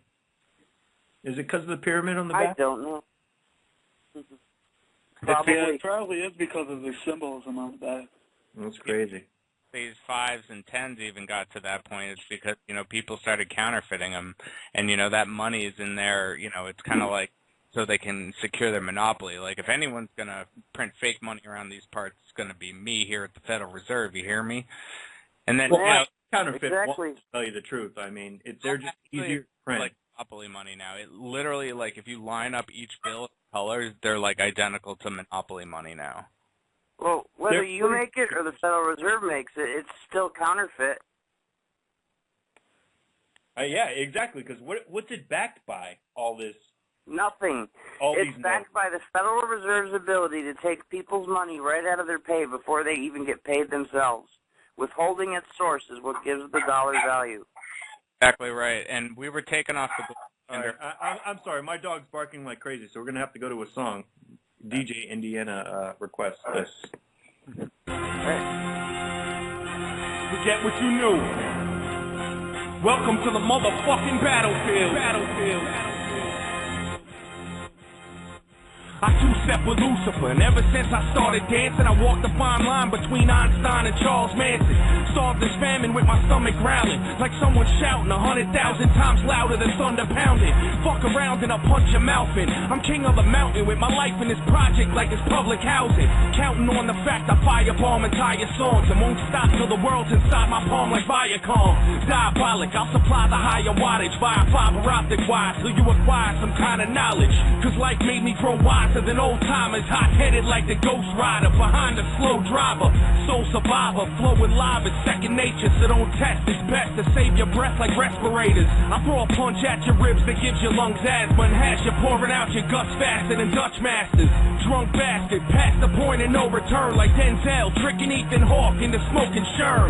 Judgment overturned, holding court like Mordecai. Immortalized when I make statues bleed and portraits cry. I'll go to war for mine, rebel army, guard the border. I'm in the trenches barking orders like I'm Sergeant Slaughter. Pray to Jesus H for mercy and plead your case, cause on the front lines you're dead the second that you see my face. This is the front line, this is the dead zone. Barely alive or in a box is how you head home. This is the front line, this is the life that I chose. I thought I told you motherfuckers to lock and load. This is the front line, this is the dead zone. Barely alive or in a box is how you head home. This is the front line, this is the life that I chose. I thought I told you motherfuckers to lock and load. They said that the success of my music was theoretic, but my revenge is sweet enough to murder diabetics. Eugenics, Procter & Gamble, credit racial science. Couldn't produce a more aggressive intellectual giant. Nephilim, bury him with the bullets left in him. My heart is blacker than the children of Thomas Jefferson, blacker than back in the days of the tar and feathering. The cancerous endocrine, the eagle that's American, the hatchet and the sticks, the fascist emblem. You could call it conspiracy theory. I don't give a motherfuck. You could get your motherfuck. National security's a code word for cover up. Hold that down. I look at character, never let the color get to you. I got white revolutionaries like Muslims in Chechnya, percussion dumping like the Russian mafia over you. But even they know what it's like when you fighting for Svoboda. So whether Slavic or Islamic, vodka, gin tonic, drunken fantasies are cool, son. But here's the grim logic: you niggas wanna play industry and start to be rich until they fuck you for millions. Like Paul McCartney's bitch, my lions live inside a box like Jumanji. Sick niggas that'll stab you up like Indira Gandhi. So never desecrate the space on which I meditate. My thoughts rip through sag armored metal plates and start to resonate to the spot where Moses caused the sea to separate. The place that the prophet Muhammad started to levitate. The exact moment that Jesus rose set awake and stood harder, became the Buddha that regenerates. Half a bar over, but I bring it home colder than dead soldiers. So controller, holder of knowledge, so fuck Dianetics. I'm like the whole library in Kemet with Anunnaki genetics. This is the front line, this is the dead zone. Barely alive or in a box is how you head home. This is the front line, this is the life that I chose. I thought I told you motherfuckers to lock and load. This is the front line, this is the dead zone. Barely alive or in a box is how you head home. This is the front line, this is the life that I chose. I thought I told you motherfuckers to lock and load. Yeah, motherfucker. Immortal sectic, diabolic. This is the front line. The people first one time. 32 and a little something. 33 degrees, motherfucker. Go home and figure it out.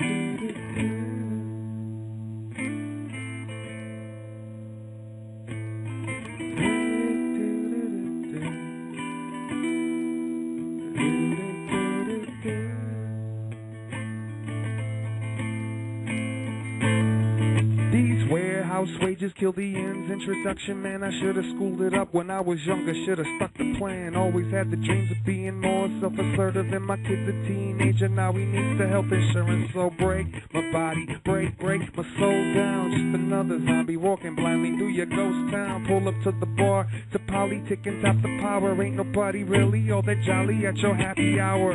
But I don't wanna go home yet, so I'ma talk to my cigarette and that television set. It doesn't matter what brand or station, anything to take away from the current situation. no overtime pay, no holiday. Months behind on everything but the lottery. Winter around the corner, guaranteeing that my car dies. Wifey having trouble trying to juggle both the part-times. My cup ain't close to filled up. We trying to build up so we can have enough. And when I finally get the color, won't be nothing left to paint on. A friend of mine tried to kill himself to the same song.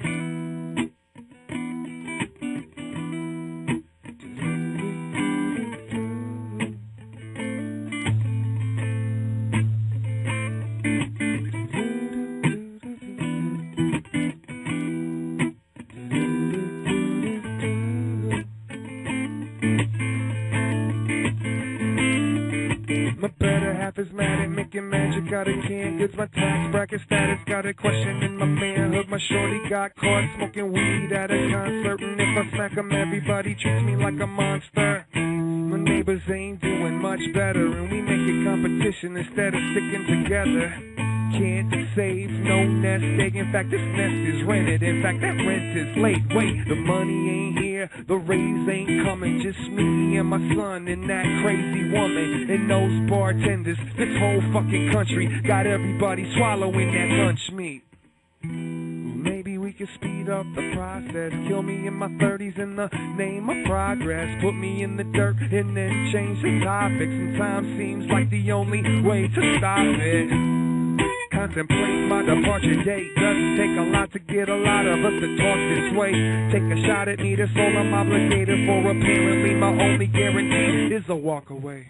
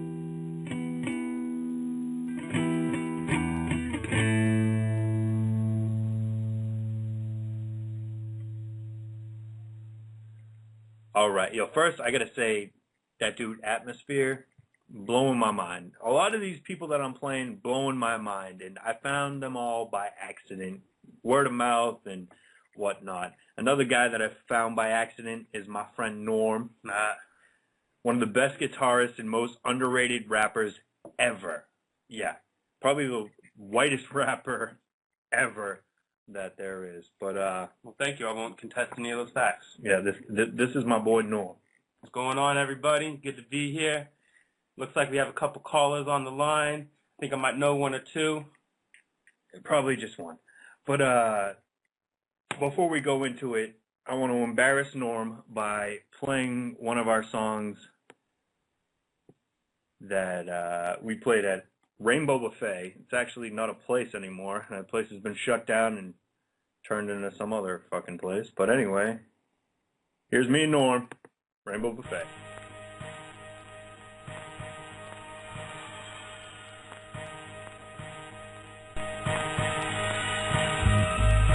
Razor blades underneath, a corporate with everyday tendencies. Took what was handed to me and dealt with these. No drawn to smell the green, I was self-intrigued. Over the belt with the team, one of my boys in a cell, but we got loot dreams. Suit scenes, broken up police, we're introducing a new thing. Brought through evolution, a new breed spread through the seed of the elite. Here to defeat any who don't retreat. When I enter with my fleet, my press release is suppress, repeat. Pick a seat, and indelicately will step on front, being brutally honest, out fluently comment. And it's evident your thoughts and I never said what you meant. Whether you're sober or you're spent, don't waste your breath with excuses. And only more drives me to knock you toothless. And don't confuse this with a threat, it's a plan. I ain't got to the best part yet. Just walk around town, I barely moving targets. You gotta end it if you're gonna start shit. So I'm off to make up the next rap star spit and get this next one sparking. Get a blunt wrap, rip it open, where the weed at? Get it smoking, from coast to coasting. Different oceans, not the most, but cause commotion, making a momentum. We're in motion, so get it up and get it going. And keep it moving, keep it moving. It's sad to think in a single blink, another life will cease to be. Better won't be me, it's simple, it's all about survival. Your primal motives, carnal lust, to show the such.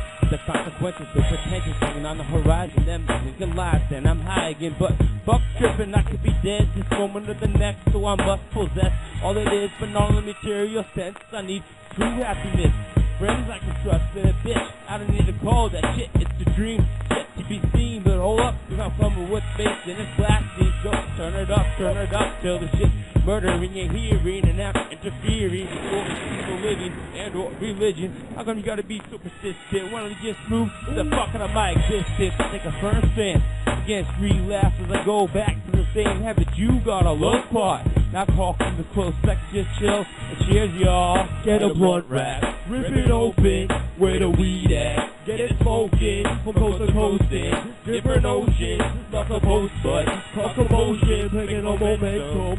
We're in motion, so get it up and get it going. Keep it moving, gotta keep it moving, motherfucker.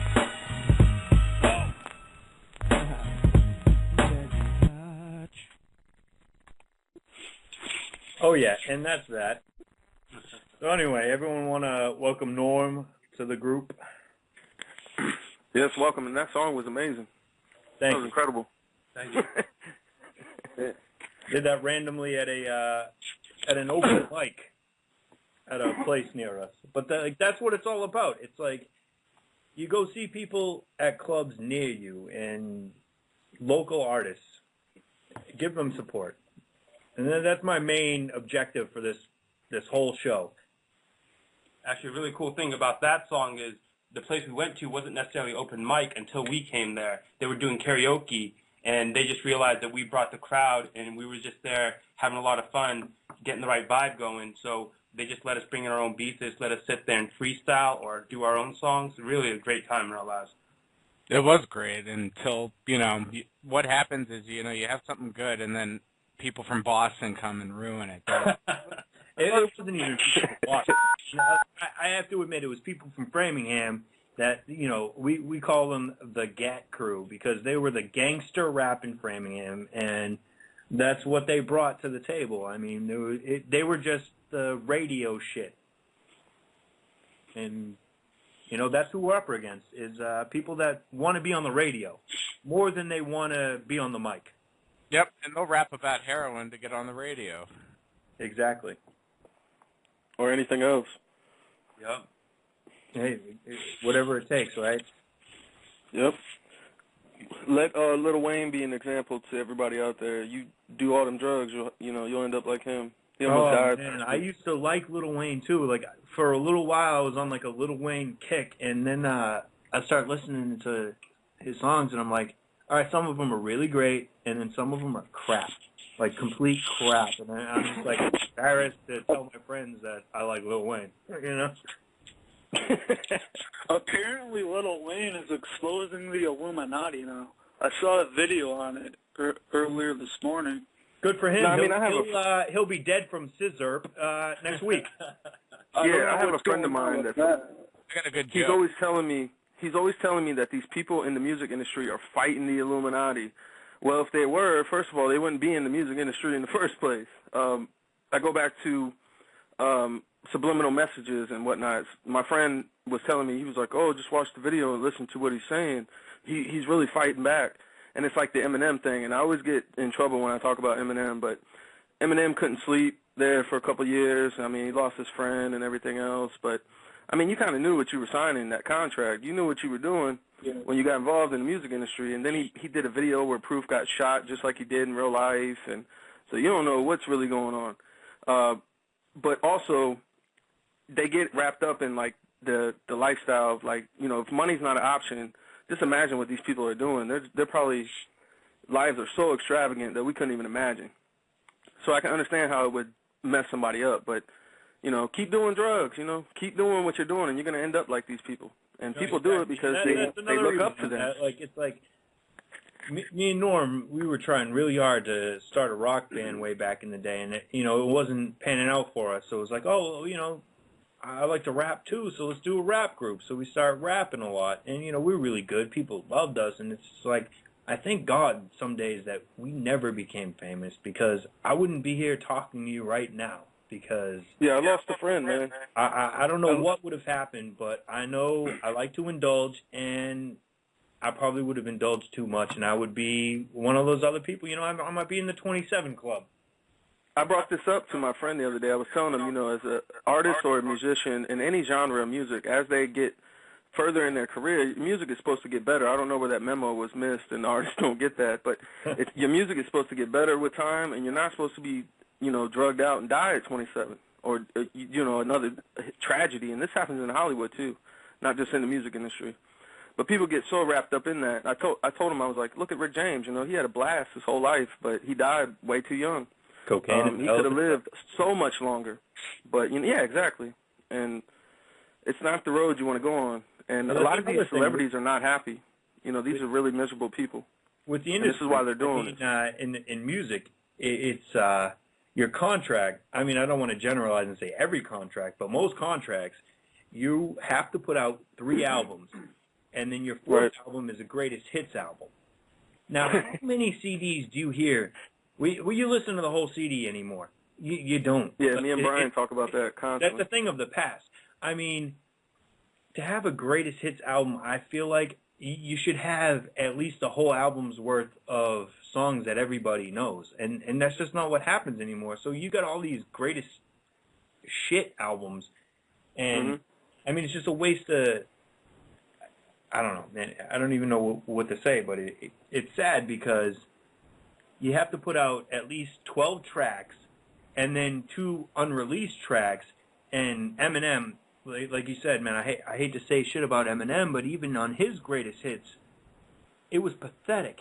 That background, that put a gerbil in my ass through a tube, like, I don't want to listen to it anymore. I love Eminem. And people can, people can look up what Rain Man means, and you'll see Rain Man constantly in the music industry. You'll see him talking about, I'm going to make it rain, da-da-da, and then Eminem did a song called Rain Man, and in that chorus he talks about a lot of what's going on in the music industry, and people just pass it off. And a lot of his songs, he did songs with Jay-Z, big names in the music industry. It doesn't get any bigger than Eminem or Jay-Z or Little Shit Stain or any of these people. So these people are the moniker. This is what people strive to be. And if you look at some of these up-and-coming rappers, you know, some of the corny-ass mainstream R&B singers that are passed off as rappers nowadays, they idolize Jay-Z and they want to be Jay-Z. And look at, you know, some of the people that signed to Jay-Z's label. After they signed, they turn completely different.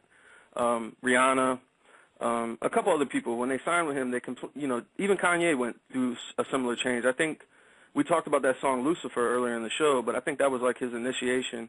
And after that, he flipped. And we can get into, you know, other things that go on in the music industry that can't be proven, but a lot of people talk about with the blood sacrifices. Professor Griff talks about it. Some of these things that go on in the music industry that we could never understand fully because we're not in the music industry. But there probably are some of these things going on, like I said, with the secret societies where people get together. You know, you're not accepted unless you're willing to do certain shit or be a sex slave or do, you know, mount some, you know, drugs or anything. Look at Justin Bieber. I mean, he got an owl tattoo, and people don't even connect that symbol to the Bohemian Grove. And then you look at Drake, he uses the owl as his record label symbol. So all these things are working together. And then, like I said, when you research it and you find out about things like this, people don't want to talk about it because you're talking about their idol. But you're right. Talking about somebody like, they worship. Does Justin Bieber even know why he has that tattoo? Does Drake even know why he's got that gold owl in front of his house? I don't even believe these people are totally in the know. I think they're the owl can see in the darkness, and I think it's like a representation of them living in darkness, and they embody that. And they're accepted. Yeah, maybe they do, maybe they don't. I don't know. Yeah, it is if it's the owl tattoo, it's a representation of Moloch, the owl that they gather around at the grove and do their sacrifices around. And see, that's another thing. People don't ever want to talk about the grove. You know, I'm on Facebook, and I tell people, yeah, they meet every year, and there's no women allowed. So what do you think's going on? You know, people, oh, that has nothing to do with politics. It's like professional wrestling, you know.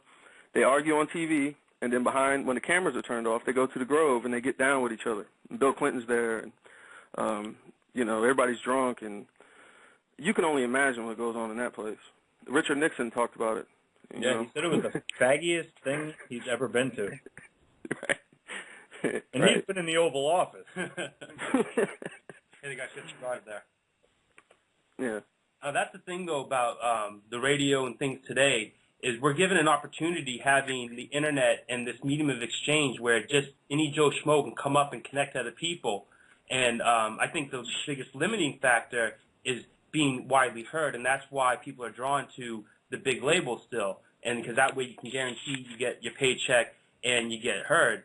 But with using the internet and like this radio thing here even, you know, you can sit there and, you know, make a name for yourself. And you can get people to follow you that are actually going to listen to you intelligently and not just nod their heads to the simplest beat. That's right.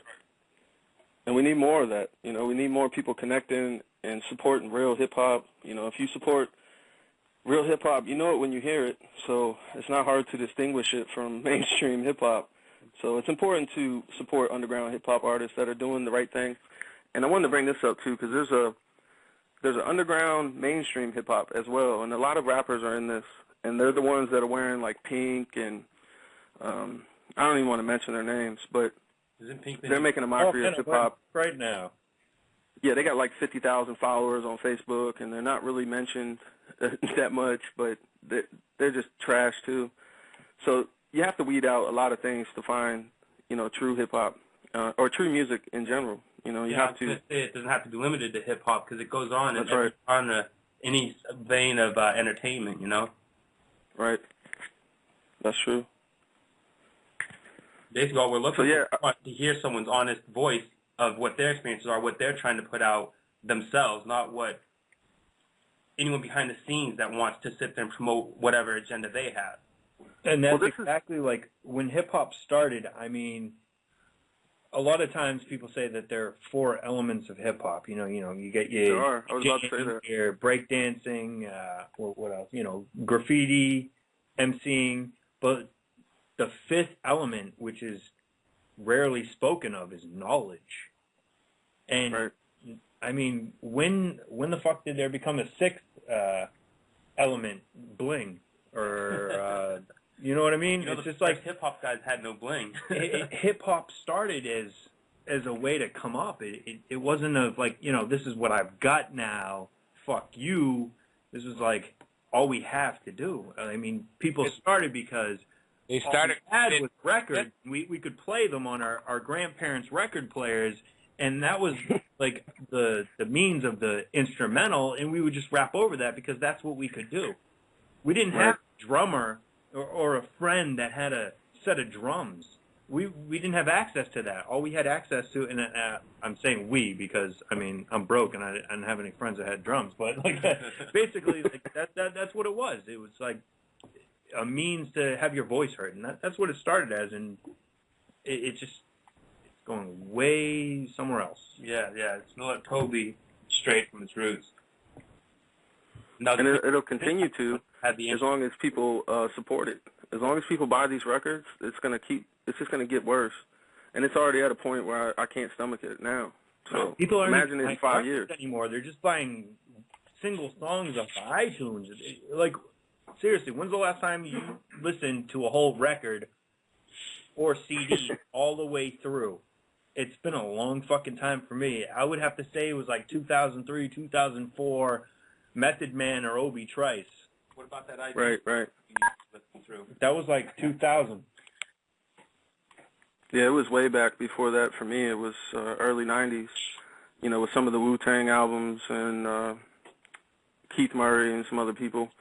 Some of their albums, even Nas' first album, Illmatic, you know, you can kind of let that one play, but that's old school compared to what people consider music nowadays. and the genre has been blurred so much. Like I said, they rap about candy, and people dance to it and like it, and it's all about club music nowadays. It's not about substance or a meaning. It's just about the dumbest shit you can say. Like I said earlier in the show, it's just how stupid can you make the song. And I mean, there's nothing wrong with club music. I mean, yeah, I mean, as a rapper, I would love to hear my shit played in a club. Like, you'd be at a strip club and be like, oh my God, this girl's dancing to my song. Like, that's cool. And there's nothing wrong with that. But I mean, it's this candy rapper, fucking rich, gloating about all the shit I have. That's what I have a problem with. Is it's like, I think like I said, people thrive in hoopties. And by hoopties, you write songs, you write lyrics. Fucking old Acura from '92, but the rims are clean. I mean, those rims are nice. But that's what you're spending your money on, is your wheels. Why don't you spend your money on your car so you can get to a better job? I mean, it's ridiculous. $1,000 stereo. But like I said, you're an artist, talking to you, I mean, you've wrote lyrics and made songs. So, like I said, how are these people happy on the product that they're putting out? Like, how did they sleep at night knowing that they put out such garbage and trash? Like, I don't understand that. Exactly. Like, my wife, she asked me probably last week, she goes, why do you still rap? You're not making any money off of it. Why do you do it? And I was like, I don't know. I really don't have a good answer why I rap. I don't make money off of it. Like thousands of people think to Brian have heard my my joke raps, but I mean, it's not about who hears my shit or like where I go with it. It's cathartic. It's me just speaking my voice. It's fun for me, and that's what it comes down to. And I think if you're a real artist, that's what you do. You just do it. You don't know why you do it. You just do it. If Michelangelo was ever asked why he paints or constructs all those things, I mean, like, seriously. Hey, I'm in the, actually, I was going to jump shift here a little bit. I'm in the studio. I have a friend of mine. He asked me if he could chime in a little bit here on the show. He's been on hold for a while. Oh, is that 803 guy? Yeah, it's a good friend of mine. Oh, my bad. I asked him earlier if he wanted to be on hold, because usually he'll want to stay on hold, but, yeah, he's live now, so go ahead, Sean. What's up, man? What's going on, Sean? How you doing, dude? What's up, Norm? I was going to see shit, man. It's pretty good. I'm a singer, by the way, man. I used to be in a blues band myself, and we gigged out every weekend for about 2 solid years. Went out to all these different venues, and I got real close with a lot of absolutely great musicians in the local area.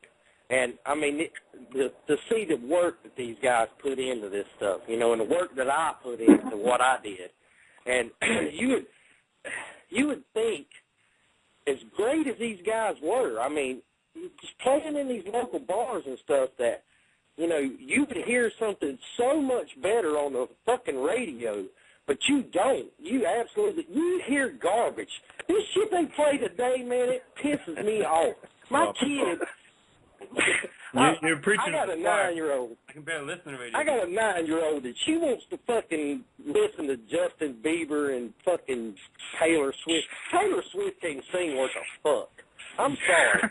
No, but you know what? It's like listening to a cat die. Cats on Sesame Street, and that's what kids like to listen to. They like to listen to mindless 1, 2, 3 ABC type of shit, and that's the problem. Yeah. Like, people aren't growing up. Your daughter, she likes to listen to that shit, but so does my cousin. She's 18 years old now. She listens to the same shit. There's a problem where people aren't growing up. I mean, I'm 32 next week, and I'm not growing up, but at least I listen to some good shit. Right. Well, I'm into the old stuff, the Muddy Waters, the Howlin' Wolf, back when fucking music didn't die. And, music will never die, by the way. We give it well, people like you keep it alive, you know what I'm saying? But right. I hear this shit today, and I'm like, I got 3 kids, and I'm all the time, trying to get them to listen to the old school shit. And I'm like, you hear them say baby when they're talking about, you know, my baby done me wrong. What people fail to understand, you know, back in the slave days, they couldn't talk about their owners in their songs. And so they had to change it to baby, you know. My baby done left me. My baby done put me out, you know, things like this. They're really talking about their slave owners, you know. No, that's a good point. That's why I feel like rock is a different animal, because it's more subliminal. Like back in the day, you couldn't really even talk about drugs. You would have to talk about other things. Sandman or something. Yeah, like Sandman or Tambourine Man. You had to be subtle about it. Whereas rap, since I don't want to say NWA started it, but you know they pretty much did. They brought it out there. You could say whatever the fuck you wanted, and they just put a sticker on your CD, and you can say whatever you want. And that's why hip hop is being more infiltrated than other genres of music. Yep. Well, I mean, that even shows you even more that there's something going on behind the curtains, you know, because if you were able to say whatever you wanted to say, why ain't people spitting real shit? You know, why are we listening to, oh, yeah, fuck that bitch and, you know, here, do this, you know, drug, whatever. Fuck, man, come on. Give me something real. Give me a substance I could fucking hold on to, you know? Yeah, it's dying. It's dying out, man. That's like that Payday Monsanto. You turn me on to him, man. That dude's bad, man. I'm not much of a hip-hop fan, but that dude's, I like his shit, man. Because, he's saying something real, you know? He's got a good message. Yeah, Payday is definitely his own. He's in his own lane, but also I'm in talks with getting him back on the network. So hopefully in the next couple weeks or next month we'll have him on, and we'll play some of his new album and whatnot. But yeah, you're exactly right. I introduced a lot of people to his music, and I'm grateful that I had the opportunity to do that. Yeah, I'm grateful you did it. Yeah. All right. But I still talk to him. Here's some real hip hop. Yeah, I still talk to him, every once in a while. I have to thank Brian and what he does with the network as well.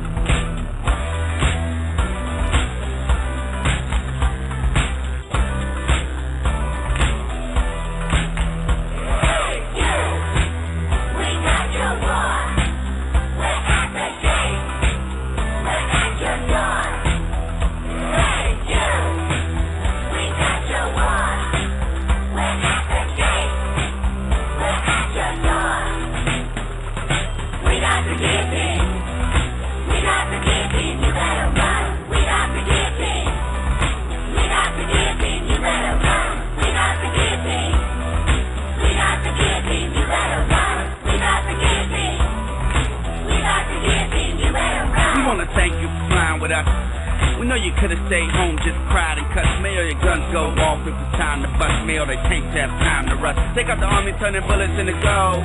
They got the hookers turning tricks in the cold. And every time the police kicks in the door, an angel gas breaks dips in the O. And even if a D-boy flips in my O, it ain't enough to buy shit anymore. Sleep in the doorway, piss on the floor. Look in the sky, wait for missiles to show. It's finna blow, cause they got the TV, we got the truth. They own the judges and we got the proof. We got hella people, they got helicopters. They got the bombs and we got the guillotine. We got the guillotine, you better run. We got the guillotine. We got the guillotine, you better run. We got the guillotine. We got the guillotine, you better run. We got the guillotine.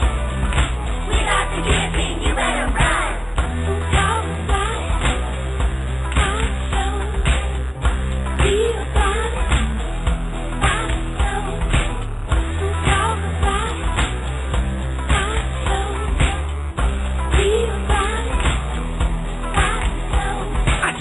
Dope lines. I don't ignore them. Tell the boss to call police to escort them. You don't ride out them lies, you just quote them. Get offline, plug into this modem. No, you can't outvote them. The rules are still golden. On the jewels we holdin', disregard, not scrotum. If you press your ears to the turf that is stolen, you can hear the sound of limitations exploding. Please, sir, may we have another portion? We're children of the beast that dodge the abortion. Neck placed firm between the floor and the portion. We'll shut your shit down, don't call it extortion. Caution, we're coming for your head. So call the feds and get files and shred. Every textbook read said bring you the bread. But guess what, we got you instead. We got the guillotine. We got the guillotine. You better run. We got the guillotine. We got the guillotine. You better run. We got the guillotine. We got the guillotine. You better run. We got the guillotine. We got the guillotine.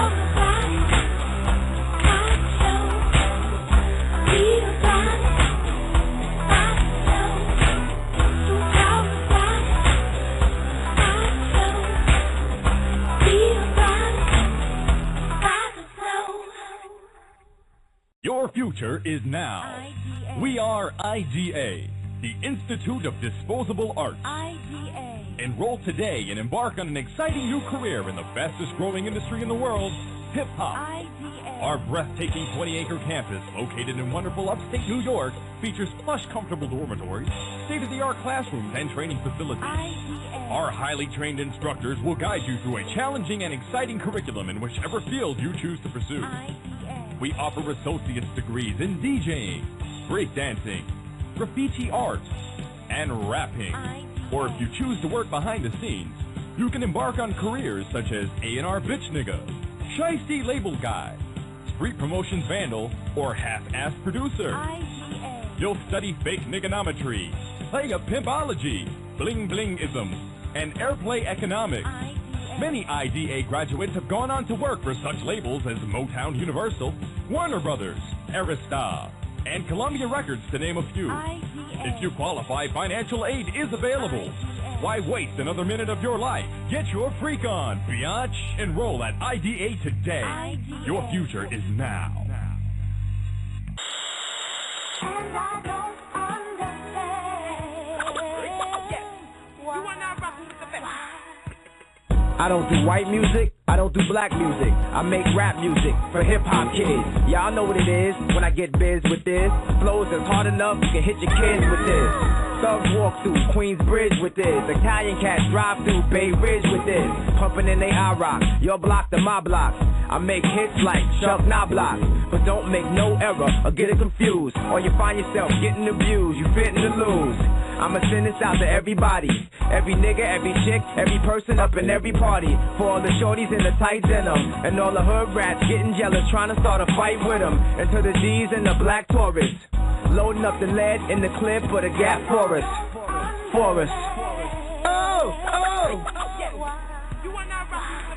When you pump it in your BMs, you pump it like this. Pump it in your range, pump it like this. When you pump it in your Cadillac, pump it like this. Way out in Brooklyn, pump it like this. To my people out in Queens, pump it like this. To my people in the boogie down, pump it like this. People uptown, pump it like this. Pump it like this, hey, pump it like this, hey. I get the feeling that these cats are thinking that I might be on the verge of sinking. Either they weeded or they heavily drinking. Niggas know that I'm steadily seeking and readily weaken these so-called thug cats with a melody beacon. Let the world hear loud and clear over the airwaves. I move up on the charts like stairways. I bust raps like trailways and Greyhound. This is for them kids that was shot on the playground. Yo, don't know why the streets are so evil. For this ghetto shit, there's no equal. Them yo people. I love rap no matter how much I say I hate it. Some support it, some cats play or hate it. But understand that I'm very thorough. And I'm not gonna stop till my name is heard in every borough. Every borough, every borough. Oh, take that, turn it up now. To my people out in Cali, poppin' like this. To my people down in Boston, poppin' like this. My people out in D.C., poppin' like this. My people down in Atlanta, poppin' like this. To my people down in Philly, poppin' like this. To my people out in Texas, poppin' like this. To my people out in Queens, poppin' like this. Hey, poppin' like this, yeah, poppin' like this. There's a lot of love that's lost once you start being the boss and your name start to be in the source and you G'ing off. Cats just start teeing off and taking shots. See you making knots, now they waiting and faking lots. Yo, I just wanted to rock the newest sneaker on the beeper and hear my song come out the speaker. I never knew there'd be so much drama. I'ma send this out to all my niggas and all my niggas' baby's mama. On the block with the newest Prada, getting the lotta chips like Eric Estrada.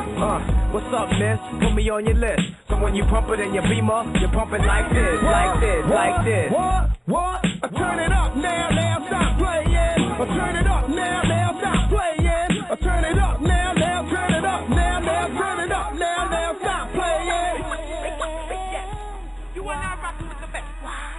If you're sitting on your Twitter, popping like this. If you're getting cash money, popping like this. If you're way out in Brooklyn, popping like this. If you're chilling in the club, popping like this. If you're chilling in your mansion, popping like this. If you're pumping on trees, popping like this. If you're sipping on scissors, popping like this. What? Popping like what? Hey, popping like what? Like make no sense, just standing around. Pump your fist, jump up and down. Make no sense, just standing around. Pump your fist, jump up and down.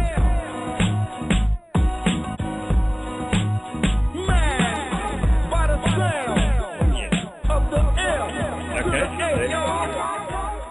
Stop playing, blow it up now. It's your birthday. For $5, you get 5 tall natty daddies. And I don't know if you know, that's the extra alcohol. I mean, what is that? Please drink responsibly. Of course. Little bit of comedy there. That was crazy. That sounded like my local radio station. It was at the beginning there. All inspiring MCs who want to sell out and be a scumbag. Give us a call. That's what it's all about, too. I mean, like, how many great MCs have sold out, and you still listen to them, and it's just like, oh, this song's still good, but when you have it hope, hurts. they'll come back. It hurts. Yeah, instead of attractive models needed, it's, are you a... That sound effects is that. Brian, are you adding sound effects? That was ill. It's not. You need to hang up and call back. Okay. Gonna have to call him FX. Okay. So another point that I like to bring up is that I'm not Brazilian. I'm Portuguese, and I'm not native Portuguese. So this is a stretch, but Sao Paulo. Sao Paulo, Brazil outlawed outside ads in 2007. This is a brilliant idea. I mean, billboards and stupid signs hanging up outside of storefronts. That's illegal now, and it brings back, nature. Outside being beautiful. You don't have to walk around and get punched in the face every other corner by a Coca-Cola ad or a Viagra ad. Some old couple sitting in separate bathtubs. What the hell does that mean? I don't even. What is that? Why are they in separate bathtubs? Aren't they trying to fuck? I never understood that. Anyway, that's besides the point. I think this is an amazing thing, but I don't think it's going to catch on. I really don't. I really like that. Yeah, it's what 6 years old now? always hated the fact that you get bombarded constantly with commercials everywhere, and it's interesting to look back at the history of it because you started with the traveling snake oil salesman. Yes. They would and they would promote something, and it just graduated into television stuff, which on a part is great because you get brought all this stuff basically for free if you got basic cable, but. I mean, and that's on one thing. I mean, you'd be like, oh, this show was brought to you by Heineken. And, then the show continues. But then you're interjected with all these other commercials and all these other ads. And nowadays, the scripts, I mean, as poorly written as they are, and if you're going to actually sit and watch these shows, but now the person in the show is drinking a Heineken. And then you don't even realize you're being subjected to another ad. And, I have to have my contacts, my brand. It has to be by a LensCrafter. You don't even know you're watching ads. And that's what's really sick. And it was Colbert a couple of weeks ago had on Brendan O'Connell. And his claim to fame is that he's the Walmart painter. He goes around to different Walmarts. And he sees crazy people, as if you've ever gone to Walmart, you see crazy people. That's how, what's her face, got famous, Honey Boo Boo, we talked about it earlier. But this guy goes around and he takes pictures. Just a random picture, and then he paints it. And on one side, yeah, it's a beautiful art, whatever you're painting. But then again, there's the commercialism involved, so there's a controversy. It's like, is this real art or is this something else? Way back when Andy Warhol did the soup cans, it was the same thing. I mean, like, yeah, it's a message, but people don't like it because it's like a watered down art because you're bringing into, I don't know, commercialism. It's crazy because that's all we see every day. So for it to not be in our art would be like turning a blind eye. But then again, you don't want to, I don't know. Well, I mean, it's going to lead its way into every facet of life. Like, people being artists are influenced by the things that they see. I don't know how Campbell's Soup influenced Warhol or how Walmart influenced this other guy. But it's definitely shows everywhere you go. Like, just think about, I can say, "How you doing?" And everyone can know exactly where that came from. My boss says that to me. That's sad. It's a little disturbing. Your boss is a man, right? Yeah, thank God. Went nowhere. Exactly, but you know what I mean. And that being said, because, I don't know, this is a horrible segue, but inner censorship. Well, commercialism, it's all about, the hunky-dory. Well, it's like what they do show quo you, but then what they're afraid to show you. And George Carlin said it best with his 7 dirty words. I'm going to read them off, which it's a little weird. Shit, piss, fuck, cunt, cocksucker, motherfucker, and tits. It's a little redundant because obviously you have fuck and then you have motherfucker and then you have cocksucker. But suck arguably is a swear in itself, but it doesn't really become a swear until you add it with what you're sucking. So it's a sexual thing. It's you can't really say prick or dick or even penis or vagina. God forbid we are sexual. Sure, they say a lot of those things on Fox now. Like all out of context, though, and only at a certain part of day. That's another thing. It's supposedly safe harbor time is from 6 in the morning to 10, I think, at night, and after that, from between 10 to 6, I guess, you can say whatever you want. You can show whatever you want. I do remember that transition where I started hearing bitch on the radio, shit on the radio, and then you saw it on TV. So, yeah, I think it was NYPD Blue showed fucking fat dude's ass, and it was groundbreaking because they showed an ass, but it was after 10 o'clock. And now we got side boob. Yeah, if you look at Comedy Central, too, after a certain time at night, they play uncensored stand-up and other things. So you get all the curse words. After 10 p.m. And that's the thing. They're afraid to say these certain words, but then they talk about all this other crap. Yeah. Like weapons. I mean, sometimes if you listen to, your local hip-hop station, they'll blur out gat and this and that, but they're really not afraid to show you violence. But if you're just expressing yourself in other ways, they will censor the hell out of you. Well, that's another thing. If you listen to a song on the radio, it's like 2 words, 3 words, then a beep, or they'll blur the word out because they use the N-word so much in the mainstream hip-hop, and that's another battle I've been fighting for a few years. That word offends me, and I'm white.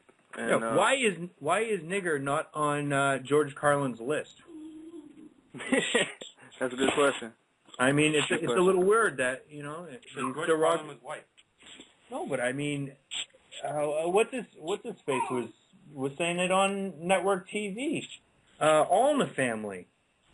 Yep. What? He was saying the N-word. I know he said honky. Was that back in the 80s? On TV.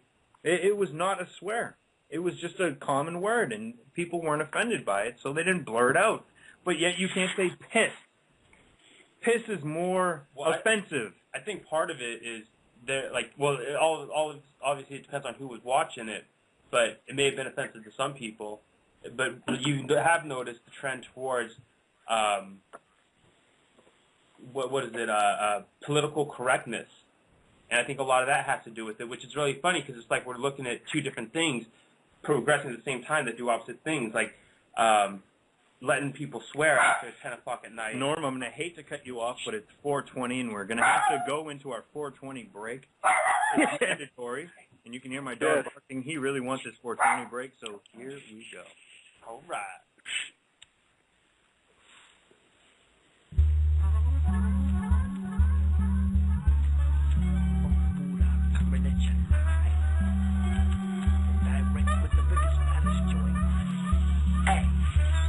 I know you don't smoke weed. I know this. But I'm gonna get you high today. Cause it's Friday. You ain't got no job. And you ain't got shit to do. It's Friday morning. Where's the weed at? Let me dip into my pocket for my fat weed. Cause I wanna get high like a plane in the sky with the endo cloud in my brain. What the fuck am I zigzag in my life? So I can roll it and set it on fire. Damn, I wish I had scissors cause this shit is so sticky that it's getting on my fucking fingers. But it's smokable, double pokeable. I got the one hit that quit the Bombay shit that's pokeable.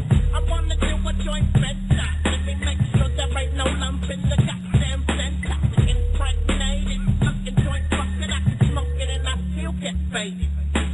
Roll it up, light it up, smoke it up, inhale, exhale. Roll it up, light it up, smoke it up, inhale, exhale. Roll it up, light it up, smoke it up, inhale, exhale.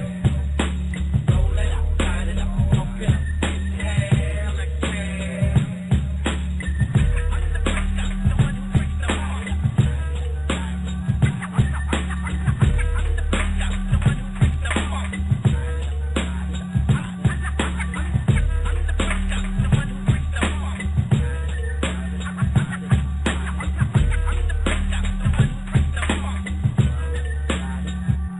East Coast hitting that blood, West Coast hitting that honey. Get mighty wanna join, and I want another hit. Roll it up, light it up, smoke it up. I wanna stimulate my mind, so I took it up.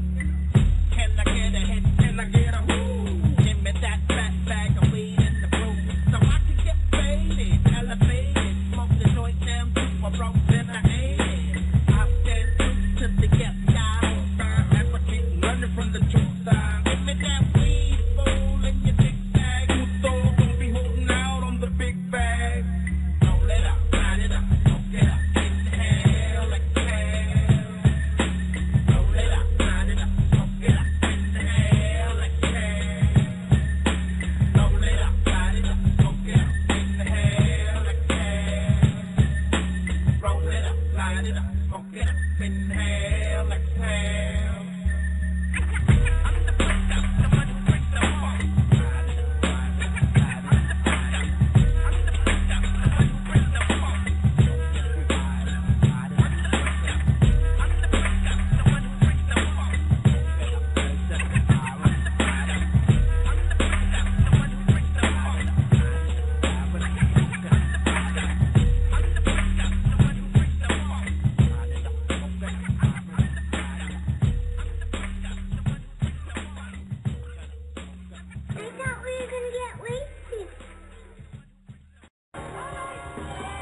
Yeah, man. What's up, yeah.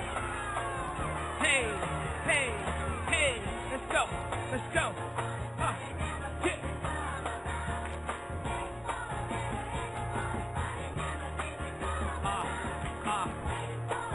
POC to POW, prisoner conscience, prisoner war.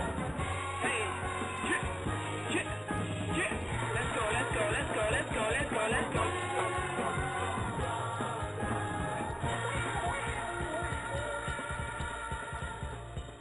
Let's go. Loud as a thunderstorm. That's how the crowd when stuff perform. It's a new source system like a son that's born, and we get animated like the guns is drawn. You say you a goon, but you working for the law. Rebel for a cause, now rebel for a pause. Ready or pop it off. Who better don't knock it off? Fighting it, feeling like fighting a war. I don't really know what you're fighting it for. All you really doing is fighting yourself. Stick the gun back inside your Bible belt. My arrival felt across this planet when I landed jet lag on the flag. I planet facelift by the moon. I'ma visit her soon. Get high at the noon like a hit the shroom. Quality, no nom, they plume. Laser, major, like Diplo tune. Music is the fuel and running on fumes. I'ma visit your tomb. We can get to it soon. That consciousness, be the nigga ain't rugging until you get beat with an inch of it. Self-made niggas don't get discovered. Well-paid niggas don't fit your I got a letter from the government the other day. I opened and read it. It said they was stuck. The devil want me for his army or whatever. Picture me giving the day. I got a letter from the government the other day. I opened and read it. It said they was sucking. The devil want me for his army or whatever. Picture me giving the day. I said never. I said never. I said never. I said never. War is overrated. I see that so with hatred. No hesitation, we just go. There's never no debating. We fighting over faith. We fight for masters when we know they racist. Looking for the help like we Viola Davis. Yeah, self-preservation is the motivation. Every soldier in my squad, my brother, though there's no relation. They got my back in any altercation. That's why I fight for them and never for the nation. Defiantly form alliances that the scientists describing as violent, applying them to environments as nihilists by nature. The alphas become omegas become the latest embodiment of the haters. The politicians, they chicken, they voting to go invade you. Crusaders of dark ages in modern time, facing Al-Qaeda but can't stop. Theater shootings in Columbine. Look them in the eye, you see dollar signs. I got a letter from the government the other day. I opened and read it. It said they was stuck. The devil want me for his army or whatever. Picture me giving the day. I got a letter from the government the other day. I opened and read it. It said they was sucking. The devil want me for his army or whatever. Picture me giving the day. I said never. I said never. I said never. I said never. Industry folk wanna act real shady. They'll show promoters who have yet to pay me. Life is a bitch, so I call her a lady. When I get down, I think about crack babies. I think about Haiti, Iraq, and Iran. I think about kids in Afghanistan. My thoughts go out to the soldiers. Gordon, we supported our troops, we bring them home. We supported our troops, we bring them home. Until that day, I sing this song. Life on the line, blood in the sand. For the oil on the tanks, there's blood on the hands. Hands in the air, let it be known. If you're still paying off those college loans, if you never went to college, it don't matter, cause there's no better knowledge there when you're living life on your own. Letter from the government the other day. I opened and read it. It said they was stuck. The devil want me for his army or whatever. Picture me giving a day. I got a letter from the government the other day. I opened and read it. It said they was sucking. The devil want me for his army or whatever. Picture me giving a day. I said never.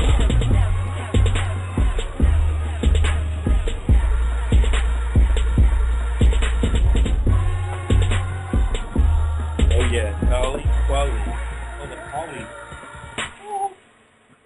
I don't know what Norm's talking about, but my boy Boston Bill was supposed to call in so we could talk about a little about local hip hop. This guy, he's up and coming from Boston. You can check out YouTube, look up Boston Bill Represent the City. I'm telling you, this video is amazing. It's awesome. I wish I was in it. But, yeah, Boston Bill, G-I-M-P. And that doesn't stand for GIMP. He's not a GIMP. It's not like he walks around with a limp or anything. It stands for Gentleman is My Persona.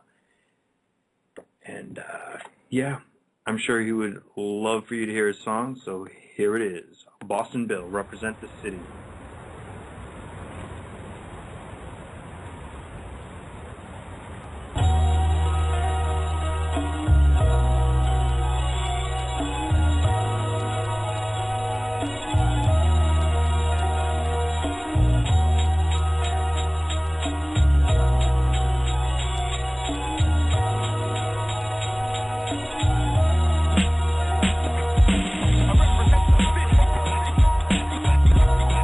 I'm a GIMP and like trees and trees. First name William, last name Henderson, and I get it in. Every time I step out, people know if they ain't right, then they are getting left out. Trying to put the city on the map, which is the best route. Killer beats until I'm considered one of the best out. Scratch that, the best out. I gotta be a legend like Larry. Do I got it in me? Act Harry and the Hendersons. The way I kill with sentences, I might get a sentence in. Boston Bill Benjamin Franklin, I'm in Boston. $100 bill with rap. I got a lot of skills. Sick with rhymes, so I don't think I will ever run out of ill. People hear my shit and be like, Bill, why you don't got a deal? I just be like, cause the game is fake and all I got is real. Making that transition was a decision that I had to make, a chance that I had to take. I don't really worry about you lames, I know y'all have to hate. Everywhere I go, I'm really never feeling out of place, cause I'm a GIMP and like trees and trees. First name William, last name Henderson, and I get it in. Like the new era fitted with the B on the front. Good weed in my blunt. The capital of Massachusetts, be on the hunt for recognition, representing the beam when I stunt. I walk in, all eyes on me like 2 PAC. Notorious for doing the B.I.G. Putting on for the city since 1986. September was the month and the day was 26. Spitting with the spirit of guru. If you didn't know, now you knew who. Spit that black magic, no voodoo. I represent the city, GIMP and Ooh Crew. It's obvious that I'm doing me, so you should do you. Who's you? Everyone who's hating and debating on whether your boy can make it. I made y'all pay attention, now my status is astronaut. Stoned again, Bostonian, that raps a lot. As I'm a GIMP and like trees and trees. First name William, last name Henderson, and I get it in. Like the Celtics and the Red Sox, so don't get it twisted like a dreadlock. Mexican homies at home to slick like Sherlock. Rotation my records and I bet I can make the world rock. I'ma make the world watch. GIMP TV, big screen, call it GIMP 3D. If you rapping suckers and spitting, then I'm puking it's doom when I'm in the booth. Call me Duke Nukem, a beast on these beats. I adapt to my habitat. Gasoline, saliva, and I spit fire. Who's matching that? On my pursuit of happiness like Kid Cudi and Rat-a-tat. Boston Bill, astronaut status. I don't spit average rap. The truth, I am better than y'all will ever get. I'm 100% authentic, and y'all are surrogates. Vivid spitting, just call it that cinematic shit. So ill, some saying I am the devil's advocate. But no, that's all me, homie. Be Bill, the one and only. The hatred that they show me is love in disguise, if only. I said no, that's all me, homie. Be Bill, the one and only. The hatred that they show me is love in disguise, if only.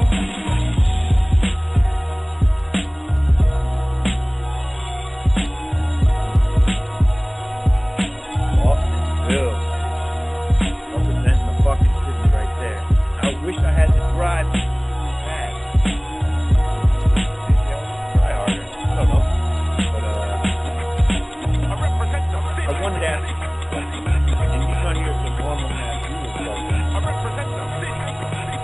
If you found out today never make money being artistic, ever,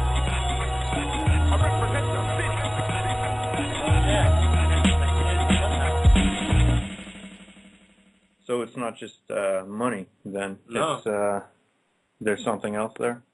Most definitely something else there. And what is that?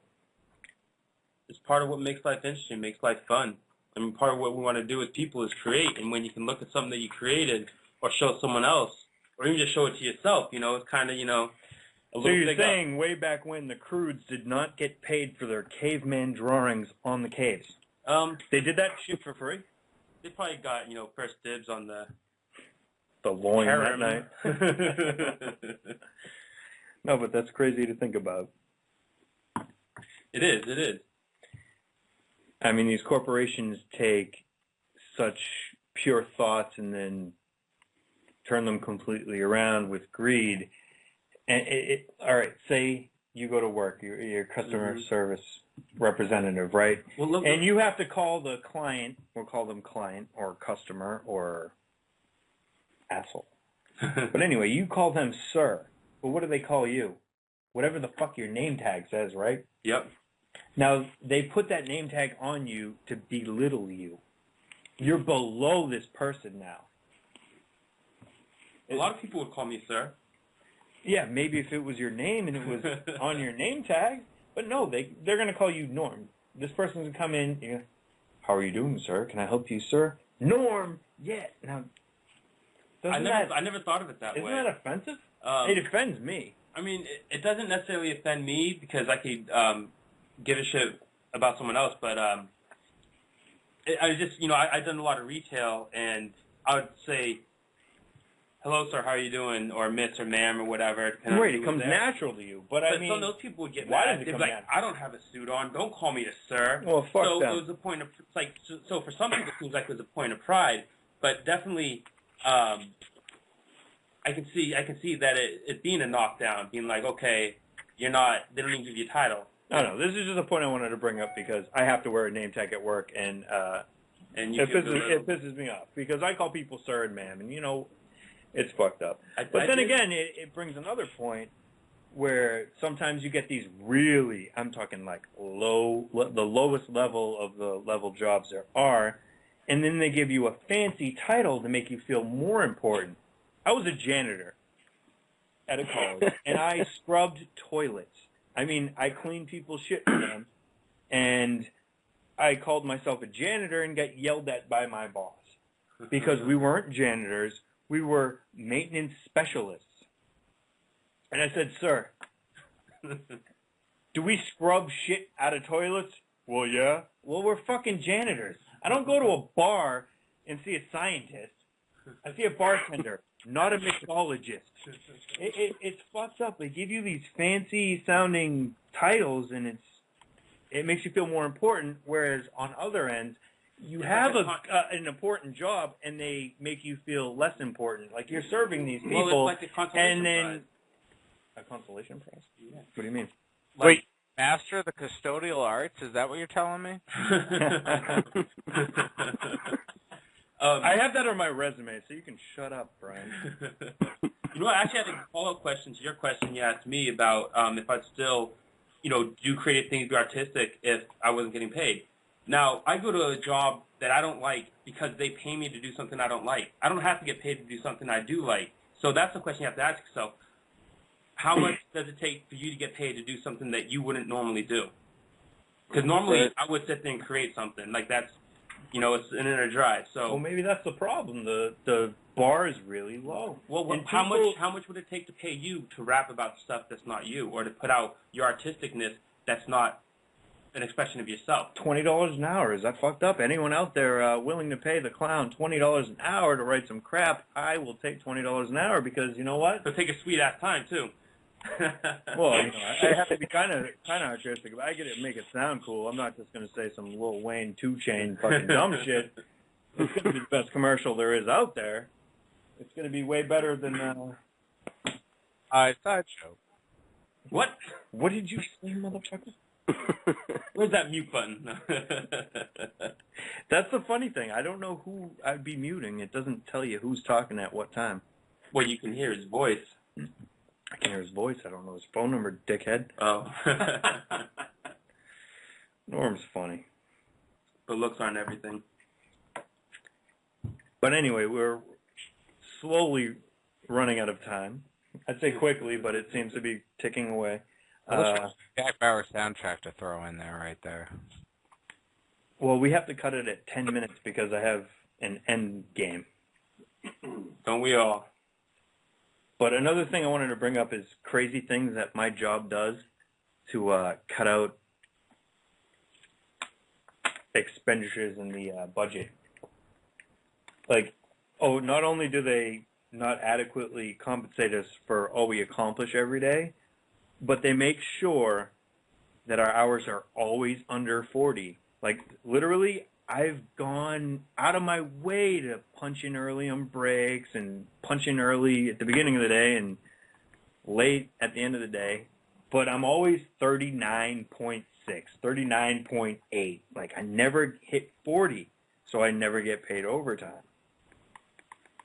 Shit, yep. around there, I mean, we get, this company, not we, this company gets paid well for what they do, and equipment gets overlooked. Like, little things, like little details they put on a list that never get fixed. It's crazy. I mean, we had a meeting last week on portion control because of the food costs went over budget for, what was it, $200 a week? $200. It went over budget for the month, not the week, sorry. And now they're telling us exactly how many ounces we can give people of tuna salad. We still don't do that. Tuna salad we don't do? Oh, no, we do tuna salad. We just don't portion control. Steve's getting fired tomorrow. I'm not going to tell you what company we work for, but they're going to be firing Steve. And, no, that's like another thing. It's crazy. Like, they'll substitute things. Oh, yeah? Yeah, like, you have to have chicken always for these people to put on their salads or whatever. And, like, they'll give people, like, the nastiest cuts of chicken I've ever seen. There's 19 slots at the salad bar. Instead of keeping one random item there every day, they switch it to Jell-O. Who the hell puts Jell-O in their salad? That's disgusting. Like and this is for real shit. I'm not even, like, making this up. Mm-hmm. The truth is always funnier. The truth is funny. But, like, it's only a joke for so long before it becomes sad. Mm-hmm. You laugh before you cry. Like, are we running out of stories? Or is there a reason that every movie that I've seen as a child is a reboot or a remake? Spider-Man came out, 8 years ago, and there's already a new Spider-Man franchise with different people. Oh, Steve was telling me there's a new Superman. I haven't even seen the old Superman yet. Well, which was the old? Like the old or the old? People have such a short attention span. ADHD, everybody has it. When I was a kid, I couldn't watch sports. I love sports, but I couldn't sit there and watch a whole game because I didn't have the attention. Because they didn't let you drink. And now I'm shocked by kids' attention span. I'm like, really? You can't pay attention? You're watching a show, but you're also twittering about the show while watching the show and talking to your other friends and multitasking. Yeah, you're probably the man at multitasking, but do you know what the fuck's going on in front of you? Speaking of ADHD and not paying attention, I'm not even sure if ADHD is that real of a disorder, because originally ADHD was used to just make children pay attention in school, so the indoctrination system could have them as a slave. That was like, a name for uncompliant children. Yeah. Like, if a children was looking outside, looking at the beautiful day outside, not paying attention to whatever the teacher is lecturing about, he has ADHD, so put him on a bunch of fucking drugs. Exactly, and that's the drug companies coming in saying, oh, we can sell this kid a drug to make them more compliant because clearly they don't want to follow our protocol and our rules, so this feed them up on this drug and they'll sit still. Well, that's the really funny thing about the drug companies, because you look at commercials and you see all the time Viagra, Prozac, whatever drugs are out there right now. You can't go to the store and buy these drugs. Does your wife think that you're not sexy? Is your penis not big enough? You've got to go for that. Are you depressed? Are you sad? Is life not all it was cracked up to be? We've got a pill for that. But you still can't go to the store and buy that pill. Even Hell if it does no. work, you have to go to your doctor. So why don't they just show these damn commercials to your doctor? Yeah, you don't need a pill. You don't need a pill. You don't need a pill when you're depressed or when your life isn't what it's cracked up to be. The thing that you need is green and grows from the fucking ground. You don't need a pill for that. It's like And that's another thing. Things grown from the ground. Apparently, I need a prescription for that. There's a place that's opened up right next to Stop and Shop, where I normally shop for groceries, and I can get weed there, but I have to go through all these tests, and I have to pay $199 for my license to get weed. You know what I say? I say, fuck that. I'm going to spend $50 and buy an eighth from my dealer. Right. Right. Right. A little quiet there. But don't mean to discredit us. No, but that's exactly the thing. And the perfect example of that was brought up on the show Weeds, where they had the medical marijuana dispensaries coming out, and they had all these different ways of taking the product in. Like they did the baked goods, they had the vaporizers, they had all the regular stuff you smoke. But she came in to tell all the people that she used to sell to that she was losing to the medical dispensaries, saying, now you're registered somewhere and this is on your file. So that's going to come up maybe one day when you're looking for a job, or maybe one day like at a traffic stop. Who knows who will have access to this information, but that would be put on your record. Oh, depressed, needs pot. Oh, has aches and pains, need pot, or addicted to pot, or something like that, and that's something that is, being tracked. When I was 20, about to turn 21, I was arrested sitting in the back seat of a drunken driver's car who got pulled over for speeding. Now, this person will remain nameless forever, and he did not get arrested for drinking and driving or get a ticket for speeding, but I was arrested for the marijuana that was underneath the seat. And still to this day, when I get pulled over, I hear, Mr. Petro, is there any marijuana in your car? Like there was in Shrewsbury that one time, and they'll cite the date, and it's crazy. I mean, it's a stain forever, this little mistake. Yeah. The other thing, it really hits on an important thing that I think that a lot of people are. Brian, you're in and out. Yeah, make sure your headphones are hooked up good. Again, if you've been arrested, had things wrong against score, taxes, and people in government, get the case, it's not hireable. And all of a sudden, then you're on a list, and you can never get hired. Mm-hmm. Exactly. I mean, my friend can't get a job at McDonald's because he signed up for the Navy and then quit before he was done with his training. I don't know exactly what happened, but because he fucked up his government shit, he's not allowed to work at McDonald's now. Well, they only hire the highest caliber individuals. Oh yeah. That's the guy that handed me my fucking McNuggets last night at 2 in the morning through the fucking always open drive-thru. No, the requirement is English as a second language. It is really crazy, though, when you sit there and think about it.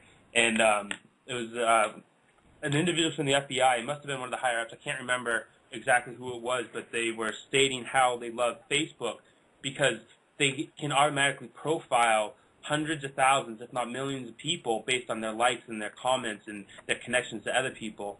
And it's just a treasure trove of information that people are just freely giving about themselves, which is fine. I think an open and free society is great, but the problem is it could be used against you. Yeah, and very easily. That's where it's not open and free, because if it can be used against you, then you're no longer free. Like all of us who have spoken during this radio show today, or your guys' other shows, I mean, we're all red flagged now. It's not just red mics that we see right here, right in front of us. I mean, these are red flags, and that this is recorded. I mean, have green flags and dark flags. Illuminati are messing with Brian's connection. Brian's connection is definitely been suspected. But we got a minute till I gotta kick us out anyway. But my whole point that I'm trying to make today is there is a solution. Support local music. Go to places around you where there's open mic nights. Open mic nights. Even karaoke. Karaoke not so much. But every now and then you'll find a good singer there. But I mean, go see bands. People that aren't famous. Support I like them. I mean, I like going to good local songs shows. by a group you've never heard of. I mean, do that. YouTube is amazing for that. There's a lot of good music out there, and it's not being heard because too many people are tuning in and tuning out. But you still definitely Hey, good point. Can we get a is it possible to get a list of the music you played tonight? Yeah, That'd be amazing. Do a list. And I wish I said everyone's name, but yeah, I'm Dennis Ford. I work with Brian. We created this network, the NWO that Truth is Radio. awesome. And I'm so And glad Anthony, that we can do this. This is so cool. Yeah, Anthony Wilson on the line there. Yeah. Who's, Yeah, he's we another got to host. drop out right now and drop these last two songs, but for real, man. Yeah, no problem. This is awesome, man. The truth is out there. It wasn't just X-Files that said that. Was that X-Files? Yeah, that was. Yeah, it was. All right. Yeah, Well, the truth is out there, even if it was on Fox. Thanks for the input, everyone. Yeah.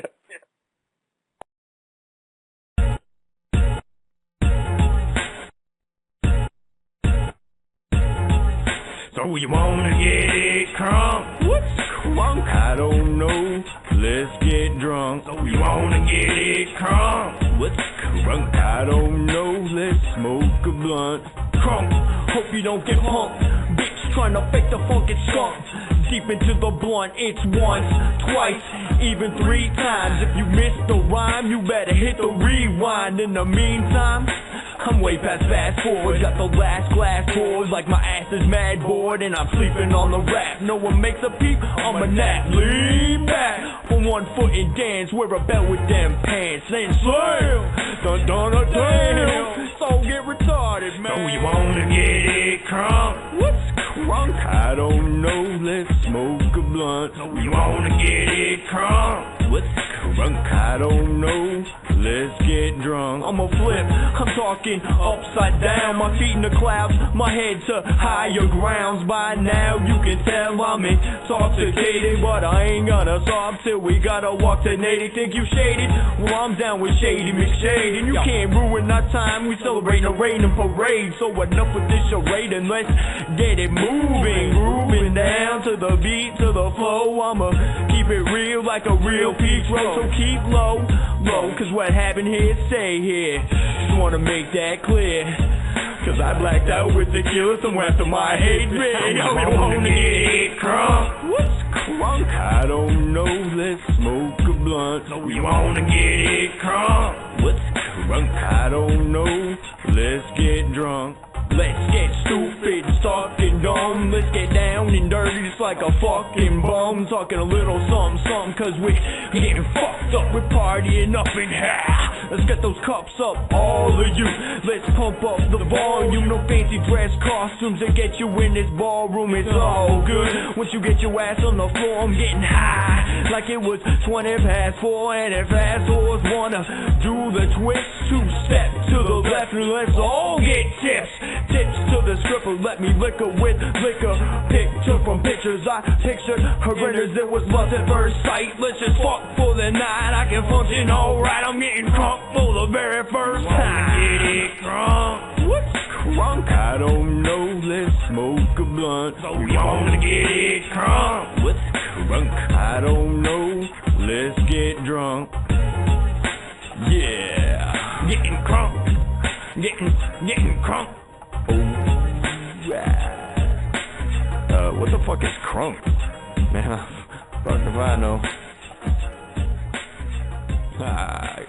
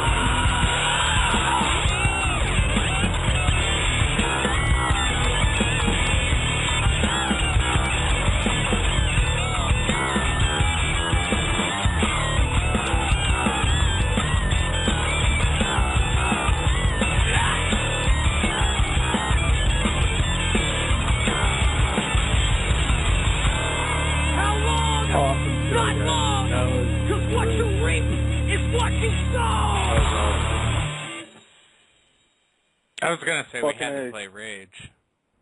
Always. I wanted to go out with a bang. 4, 3, 2, 1. I still got 17 seconds left here, brother. Mine says we're done. So it goes over. You're done. Everybody kicks us off now, right? Yeah, I was actually wanting to mention Rage because, you know, they planted that seed in me when I was like 17, you know, this militant anti-government. Sorry. Nah, play it. Well, I didn't mean to cut you off with it. It just I didn't know you were going to play We're it. acting.